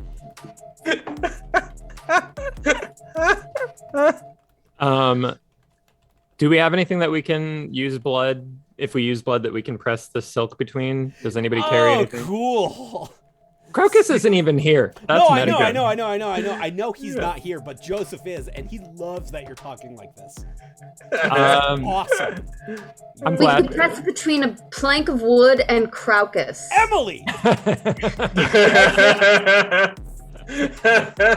Why can't we just stretch the silk along the tiled floor and then press? Sure. It's just The about thing for into it. transportation after. It can't be bent after or it will degrade. The silk? The No, the blood on the blood. silk will crack off. because the blood will only sit on the surface of the silk. Have you ever bled onto fabric before? Yeah, I that's not true. Silk It is does not naturally stain. waterproof. No, the silk will Permanently. absorb it.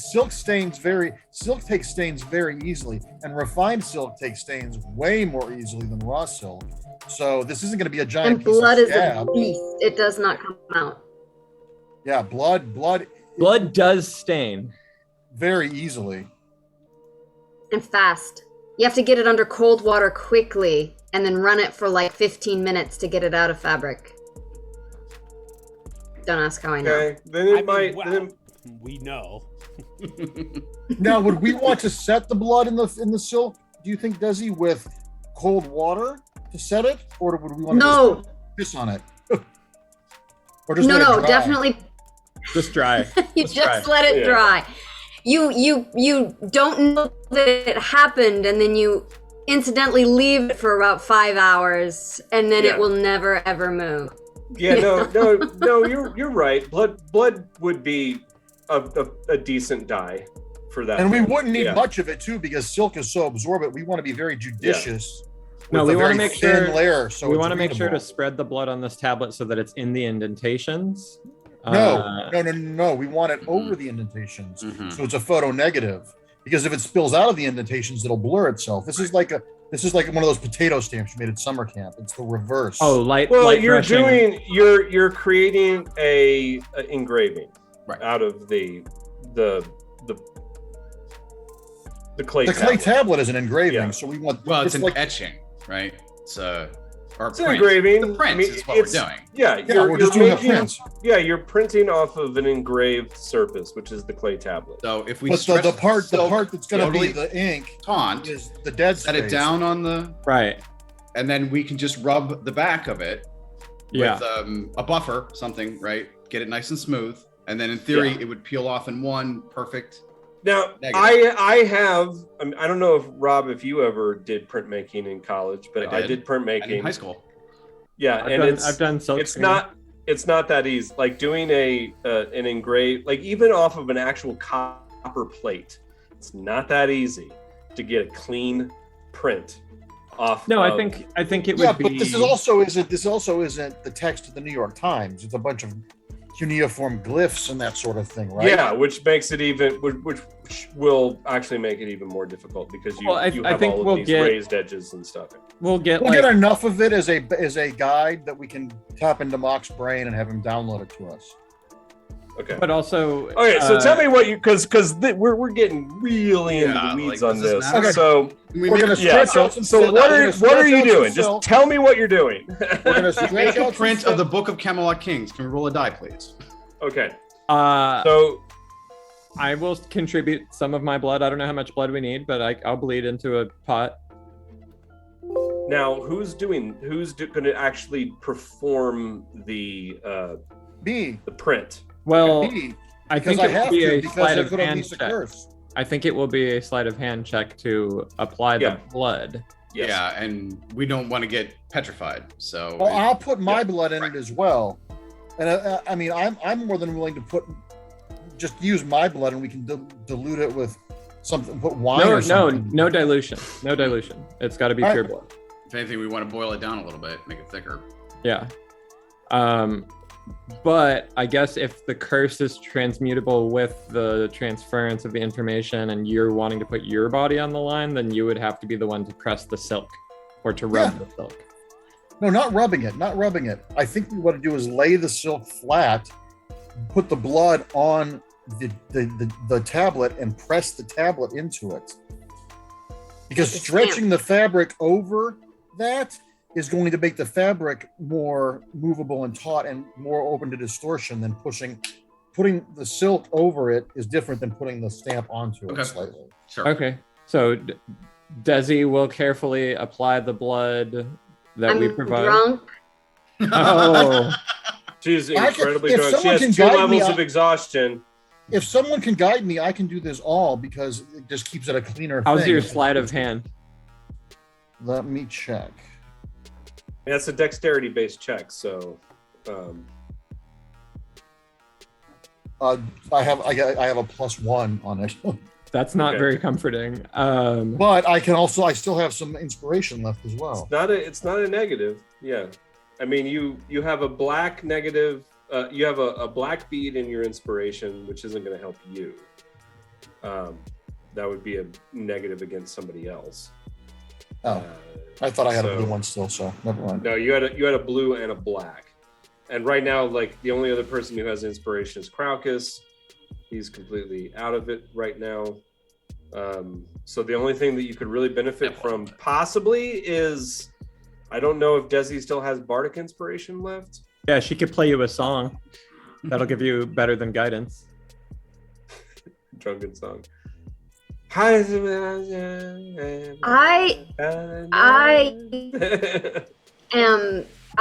have used all 3 before my short rest. Oh, all of your bardic inspirations? Yeah, we had a busy night. Yeah. I was trying to get that fruit. Also, if you have 2 levels of exhaustion, what that means for you, Desi, is you not only have disadvantage on ability checks, also your speed is halved right now. Yeah. Just FYI.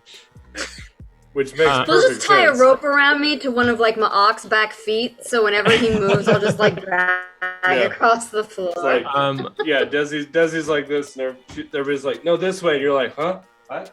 Which way? Which way? Ma'ok, how's your sleight of hand? Not bad. +5. Oh, well, you're pretty probably dexterous. better off doing it. I don't know if you want to make this impression. I feel like we're probably good with just your memory. I'll participate however you want. I don't feel... I've got a question. If Marc has the sleight of hand, could he use Metaconcert and do his sleight of hand through me?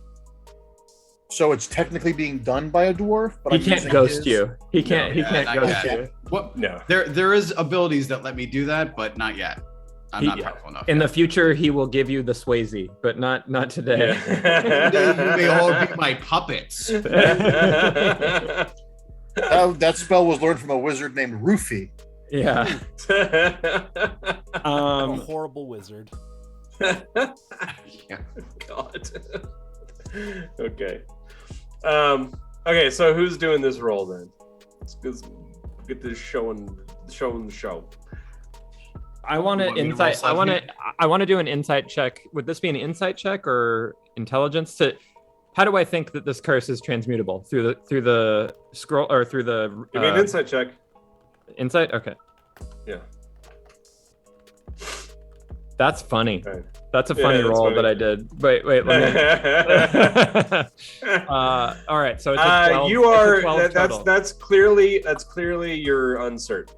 12 total is not good. And you feel like you should defer to the predominating belief, which is it's probably like if you're not a dwarf, you're fucked.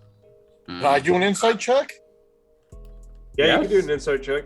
Let's see if I have any better Just to woohoo! Nope. yeah, I mean, like, you're fine with your original idea, which was, like, you're pretty sure that at least the original impression has to be done by a dwarf, or probably should have been done by a dwarf. Well, we're one step away from that at this point anyway. You're not even using the things anymore, and you're a dwarf, so you're probably double fine. So yeah, just fucking you do the impression. And if I turn to stone, it's a good cliffhanger. Yeah. Okay, so just give me that sleight of hand check. We're just going to do one sleight of hand check for this whole like making a silk impression. Yep. I mean, we have a lot of silk. If we fuck up, we can try again. Oh my god! Yeah, the first one is just it's not worth anything to me. Like I give a shit. Yeah. Another one. The first impression you make off of that clay tablet, you put it down, and it smears. Like the whole piece of silk just like shifts, and it just it's completely. We have a lot of ruined. silk. We can sell this as a print dress. So We're that's gonna make a fashion statement. It's like tie-dye. Tie-dye is gonna sweep at this. Yeah, so Made with that's authentic- like a authentic that's like dwarf blood. that's like a square foot of silk that you just lost. So give me another one. Your next Lost, he says. Me again? We'll make use of it. And this is insight or sleight This of is hand? sleight of one. Sleight of hand. hand. Yeah. This is your steady hand. Oh, come on. Wait. But also, Guidance. every time I'm guiding you, so you're gonna roll a d4 on top of that, Okay. or you can guide yourself. I think if you have guidance as one of your things. I don't know if you do. That's one of your cantrips. 12. So No, 12 this total. one, there's like a few characters that you can make out like sort of on the edges, but there's still a shift in the middle that kind of that blurs. One everything. more time, and then we'll just rely on photo memory. Well, and in theory, we could cut it up and piece it together, make a Rosetta Stone out of it. We can make a scarf or a pocket square, a pashmina. All right, one more time. You can do it. Is there a way that I can assist? Can I Oh my God. Can I be a part of like Aaron, telling you him set like this up. This is fake, right? You're weighting the dice. I mean, you're not a printmaker. Like this kind of makes perfect sense that you It wouldn't know absolutely how to does. do this right. Yeah, the third one is worse than the second. Better than the first, but worse than the second. That's 3 good-sized squares of silk that you've cut and ruined at this point. Well, we're Not not ruined. cutting it. It's all just one bolt for now. We'll cut it. Oh, later. you're not cutting. You're just Yeah. shifting it along the No bowl. point in cutting it yet. Yeah. Yeah, no, we're I just. mean, keep in mind too that this also meant that like you guys had to sit around as somebody ran back over to the Golden Inex and brought the bolt of silk back. So wait a minute. The silk is on a roll Yeah, it's a bolt. It's like Oh, a giant. It's I- a, like going it's to a the big fabric like store? because 5 foot, like a 4 foot Oh. wide roll of silk. Well, that was unclear. I thought we were just stretching it because what we could have done is rolled it over and unraveled it like as opposed to whatever we're doing that's smearing it. No. What's smearing it is the actual like impression process, like trying to get a good impression on it, and you have to actually like push it down and rub it, and that's what's causing the shifting the fabric. How much does the clay tablet weigh? The clay tablet is about 3 inches wide. It's about a foot long, and it's about 1.5 inches thick. So probably a pound. Oh, all right. Then why Pound and a half.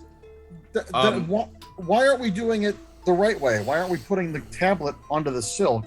So that's what you're doing, but you're trying to get a good press. And as you do, unfortunately, it's like shifting because you're not applying pressure evenly. Wait, Rob's got an idea. Okay. Ma'ak, it only weighs a pound. Ma'ak can manipulate 5 different objects up to a pound each with his telekinesis. So basically, I will gently lift the clay tablet upside down, and with 4 hands stretch the silk so that it's even, and then just lower them together and then pull them apart. And technically, how could I do it? Like, boom, right? It's just bonus HP for Mark. Bonus HP. I'll take it. You get an extra. How much blood has been lost? I'm getting a little woozy over here, guys. We gotta get this done. No, I think this way, Ma'ak gets to do a sleight of hand check, and technically, you're not touching it. Mm-hmm. I will give you a sleight of hand with advantage for that. Nice. Okay. Let's give sleight that of hands. And you get the +4 guidance on top of whatever you do. Okay, I just rolled a 15, and I will add a d4, which was 3. So 18 for my first, and let's roll again. So it'll be +3 for the second one too. Yeah. Right? So sleight of hand. Ooh. 21. 24. 24 is my best. Hell yeah. 24. All right. So Mock's going to become a printmaker now. You're right. Well, okay. So you get a decent print. There's a few characters that might take a, like a history check to decipher what the character is in the future. But with your, photographic memory, it might not be an issue. But you get a viable print out of this. Question: I can read this stuff, right? Or I can't? No, you can't. You don't know the language of this. Oh, okay. That's the entire reason it was sent with you, because you're supposed to now carry this reproduction of this around, so that hopefully in your travels you will come across what language this is. But then could don't you have a spell for translation now? I don't think so. Check your first level spells. Comprehend languages? Yeah, I do.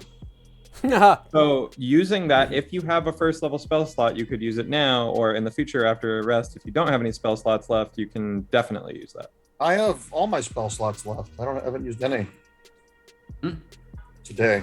But the question is it? This is okay. So here's the thing. There's some kind of mystical property to this language. If it was that easy, it would have been deciphered ages ago.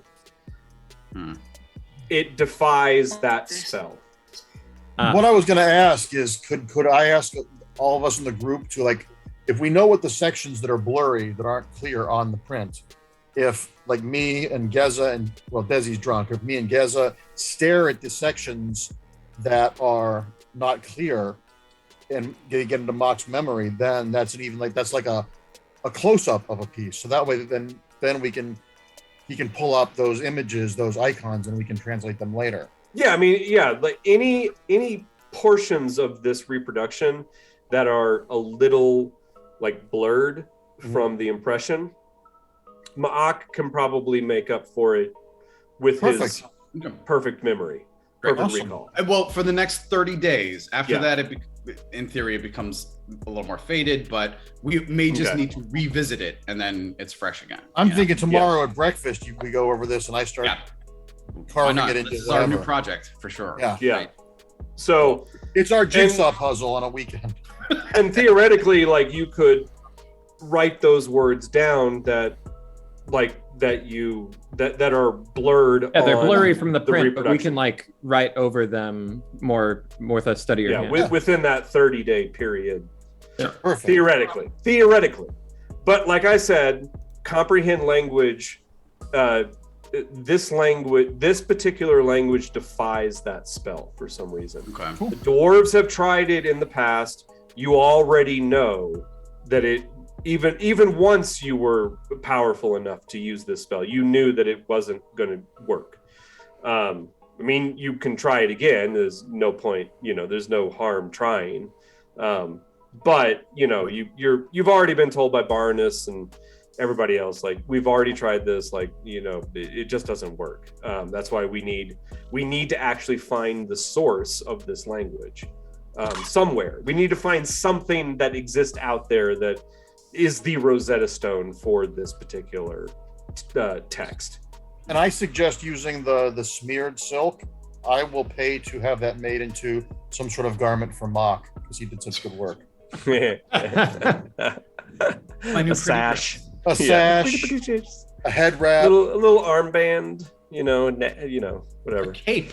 So now that we've done that, we can shatter the tablet to see if that fixes the curse. You yes, could but try I it. have to shatter the tablet, I would think. But yeah, right? Yeah, give it a go. This is your game. Awesome.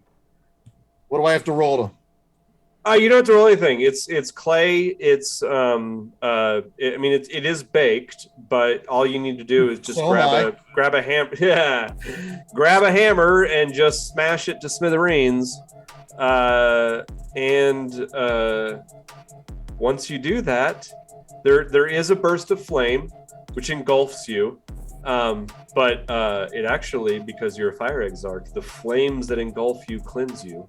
And when the flames die down, Cha'ar's toga is pure white again. All of those wine stains are gone. And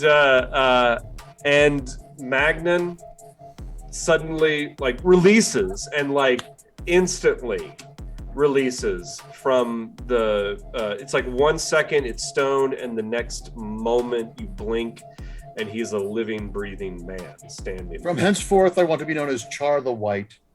You got it. I got you, big dog. All right, so we healed that guy. Now let's take the good news back to that guy, and hopefully he'll heal Crocus for us. Crocus is already being healed, but how's that going?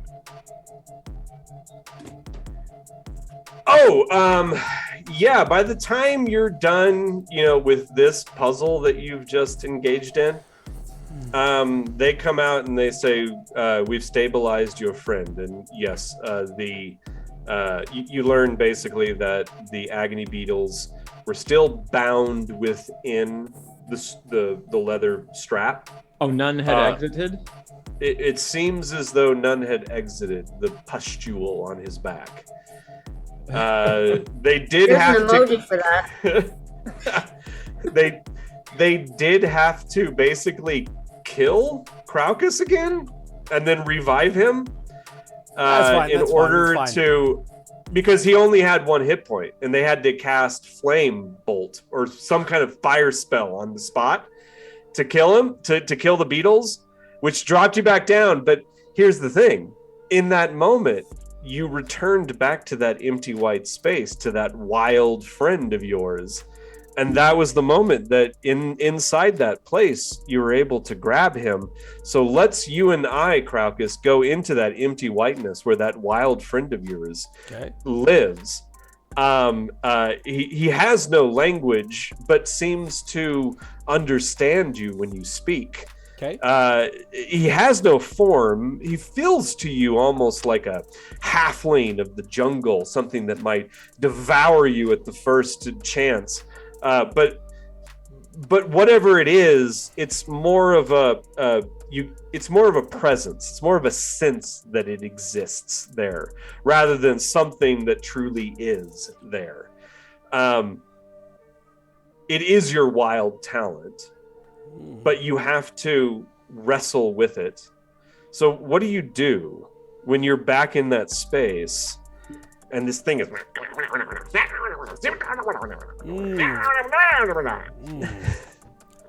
I am going to try to... I'm going to present myself as the more powerful being. And, Alpha. Yeah, I am the alpha here. Intimidation. But I'll give you advantage on that because you're inside your own psychic space. 10. Oh my God! It is what it is. It is what it is. You feel like the response you get is laughter. It's mockery. It takes you back to your childhood, to the days of your early enslavement, when you were beaten and battered and broken to make the gladiator that you became. I go to my instincts. I go to grapple it. Okay, give me a grapple check. Natural 20. Oh. Nat 20. Oh, yeah. So as it goes, like suddenly you reach out and you grab it the way that you wanted to do the first time, and you do. And then suddenly there's this stifling sense. You can feel it inside yourself as well as outside yourself. It almost feels like you're stifling this thing outside you, you're stifling this thing in you, and there's a pull between the two, almost like a magnetism that wants to draw them together. So I focus on trying to wrestle it into submission. That is my goal. I am understanding exactly the conceit, and since I have it maintained, I am now trying to force it into submission, to really assert myself as the one in control of the situation. Yeah, you are a part of me, but no, you will not control me. Okay, give me just an attack on that. Okay. Natural 20. Oh shit! Fuck. Holy shit! Suck my that dick. That's 2 nat 20s in a row. Oh my God! Where were those last week? I know. Suck my whole beetle butt, Psyche. You press it and you crush it and you compact it into your fists. Yeah. And then you feel the manic energy of this thing surge through your arms and into your chest, and it's that moment when you identify it, you learn who it is, what it is. Okay. Now this is a moment where, so like we had said, like Rob had like metagame style, Rob had an idea of what this was and how perhaps it connects to your backstory, like the reason why the agony beetle wasn't able to kill you the way it would others, the reason why you've been able to go for so long, and it was remind me, Rob, otherwise I have to. Okay, so it was damn it, we were just talking about this afternoon. I got it written down. Hold on. Okay. Body rejuvenation is the name of the telepathic ability. Or well, actually, no, it'd be what would it be? It's whatever. It doesn't matter. The physical one. It's metabolic or psychometabolic or something. Whatever it is. Yeah.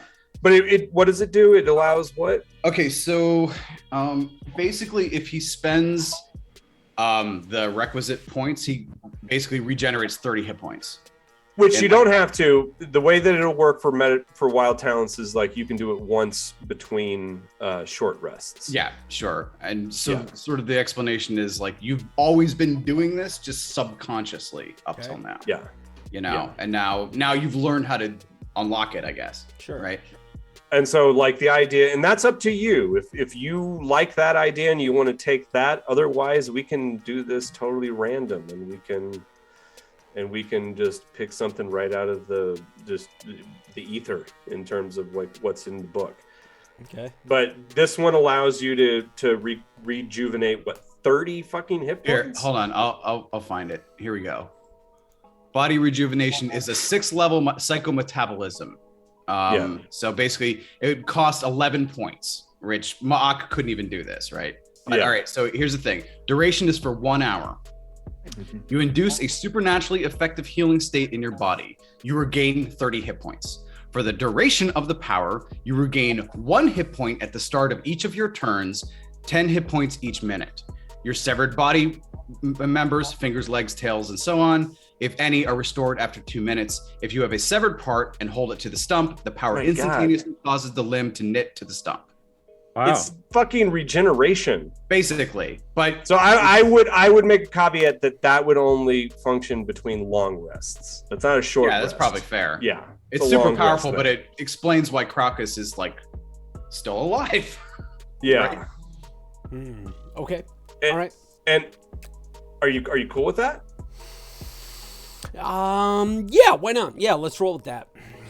Okay. Cool. Okay. So you find the name of your wild friend that he has been traveling with you since you were born, and suddenly you realize that this psychotic little child, this thing that has accompanied you throughout your life, is perhaps the reason why you're still alive to this day. And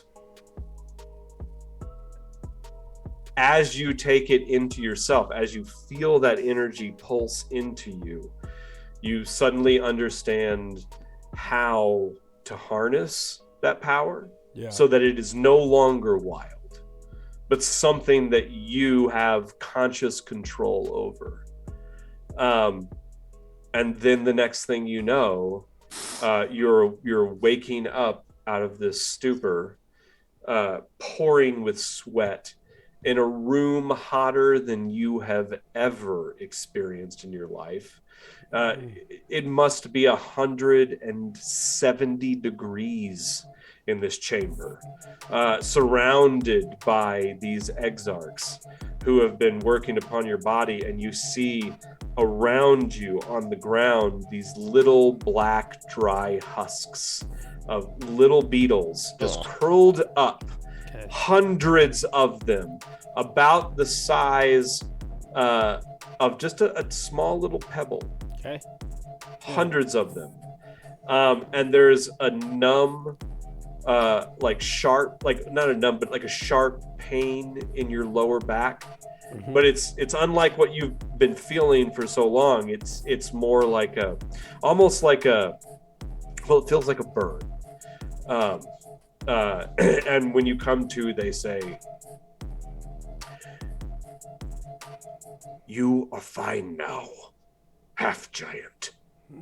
The agony beetles will plague you and this city no more. But we must bring you out. The suffocating heat of this room is beyond even your capacity to withstand." And they help you to your feet and take you out. And as you leave that room, the difference in, like, it's night in Athens now. So outside the temple, temperatures have already plummeted to the 50s.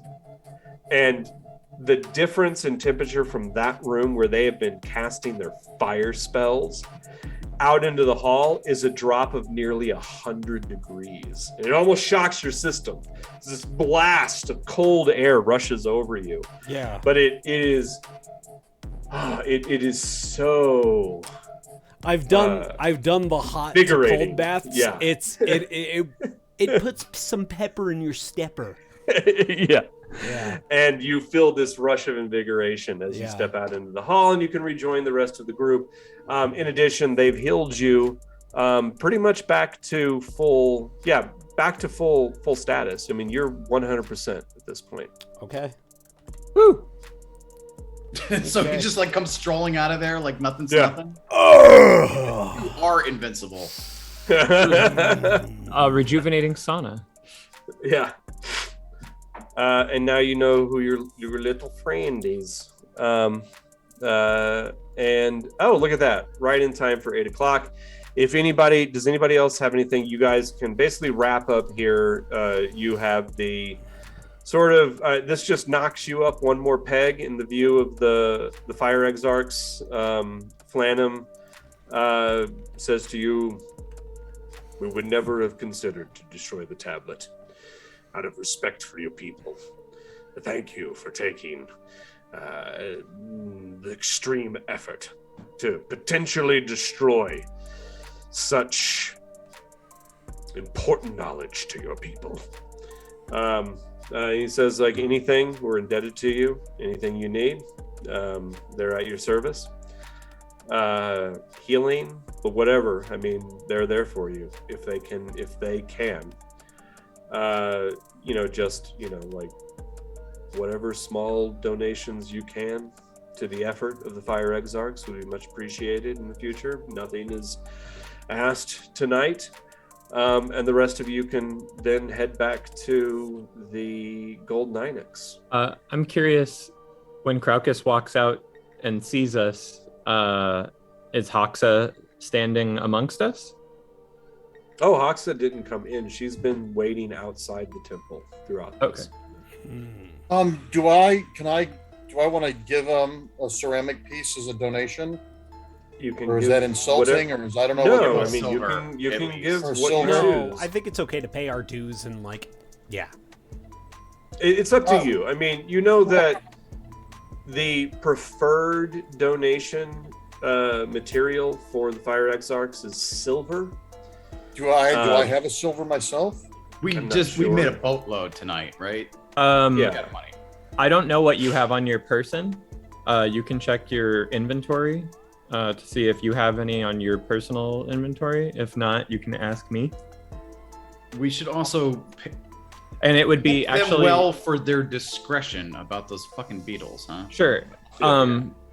If you have it, it would actually be listed under gold though on your inventory, because silver is the stand-in for ceramic on our inventory right now. Yeah. Do you have either listed? If you look at inventory, there's two numbers for me because I have silver and ceramic. There's two numbers listed at the top next to, says weight carried, then a figure, and then to the right of that there's a number that. Oh, I have 15 silver pieces. So you have 15 ceramics then, unless it says 15 gold. Oh, so how many ceramics makes up a silver? 10. All right, well then I'll use 10 of my ceramics and give them. Well, the reason I said silver is the preferred is because silver itself, the material, is for the Fire Exarchs the exemplification of fire. Can I give you 10 ceramics for a piece of silver to give to them? Sure. You take that in trade? Yep. Okay. Yeah, just because also too, even though we cured the stoned guy, they helped us, and they're saying they owe us a favor, and this is still just mutual respect. Of course. And yeah, just remove it from your inventory, and I'm doing both adding and removing over here. Okay. Should someone else carry these treasures now? In theory, Craucus can defend them better than I could. I'll carry them. They'll be safe with me. No, Desi, you no, carry little them. one. I'll put it in your pouch for you. If you put it in your pouch, I will carry you. You look well, Craucus. The priest set you up nicely. Yes, I have been rejuvenated. I have things I need to think about. I'm assuming Also- all of us are hungry. Should we go back to the inn and Yeah, let's walk and talk. actually back have to enjoy a quiet meal amongst ourselves and Before we go enjoy our outside, smallest victories? before we go outside, Craucus, you should know that Hoxa has taken up with us, and she's waiting outside. She said you fought well and would love to fight alongside you in the upcoming gladiatorial arena show. I go storming This out. means that. No. means I that go she- storming out after her. All right. All right. I'll follow, but I'm not. All right, you go. Okay, I'm just gonna watch be this our play pin. out. I push past whoever's in my fucking way. You go storming out. Kick open the fucking door. Poof. And she turns towards you. And you kiss. And she like lifts her tusk up a few times. Crocus. Crocus. You are restored. I'm ready. Fight. Together.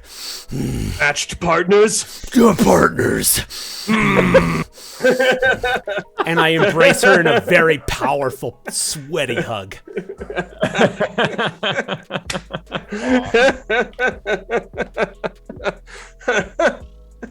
Okay, I think that's the perfect place to end this. As Crocus and Hoaxa embrace as matched pairs, ready to fight in the upcoming games in a couple weeks. Thanks for joining us. We'll be back in 2 weeks on May 15th for the next game. Oh, and that'll be I will be 1 year older that day. He will have leveled up. I will have leveled up. My birthday is the 13th, but yeah. So and you'll be what, 22, 23? 18. I think I'm turning 18. So legal. In Earth legal. years, how many is that? 45. Gonna be the big old 4-5. You're a youngster. Okay. Well, on that birthday note, wave goodbye, everybody. All right, bye, everybody.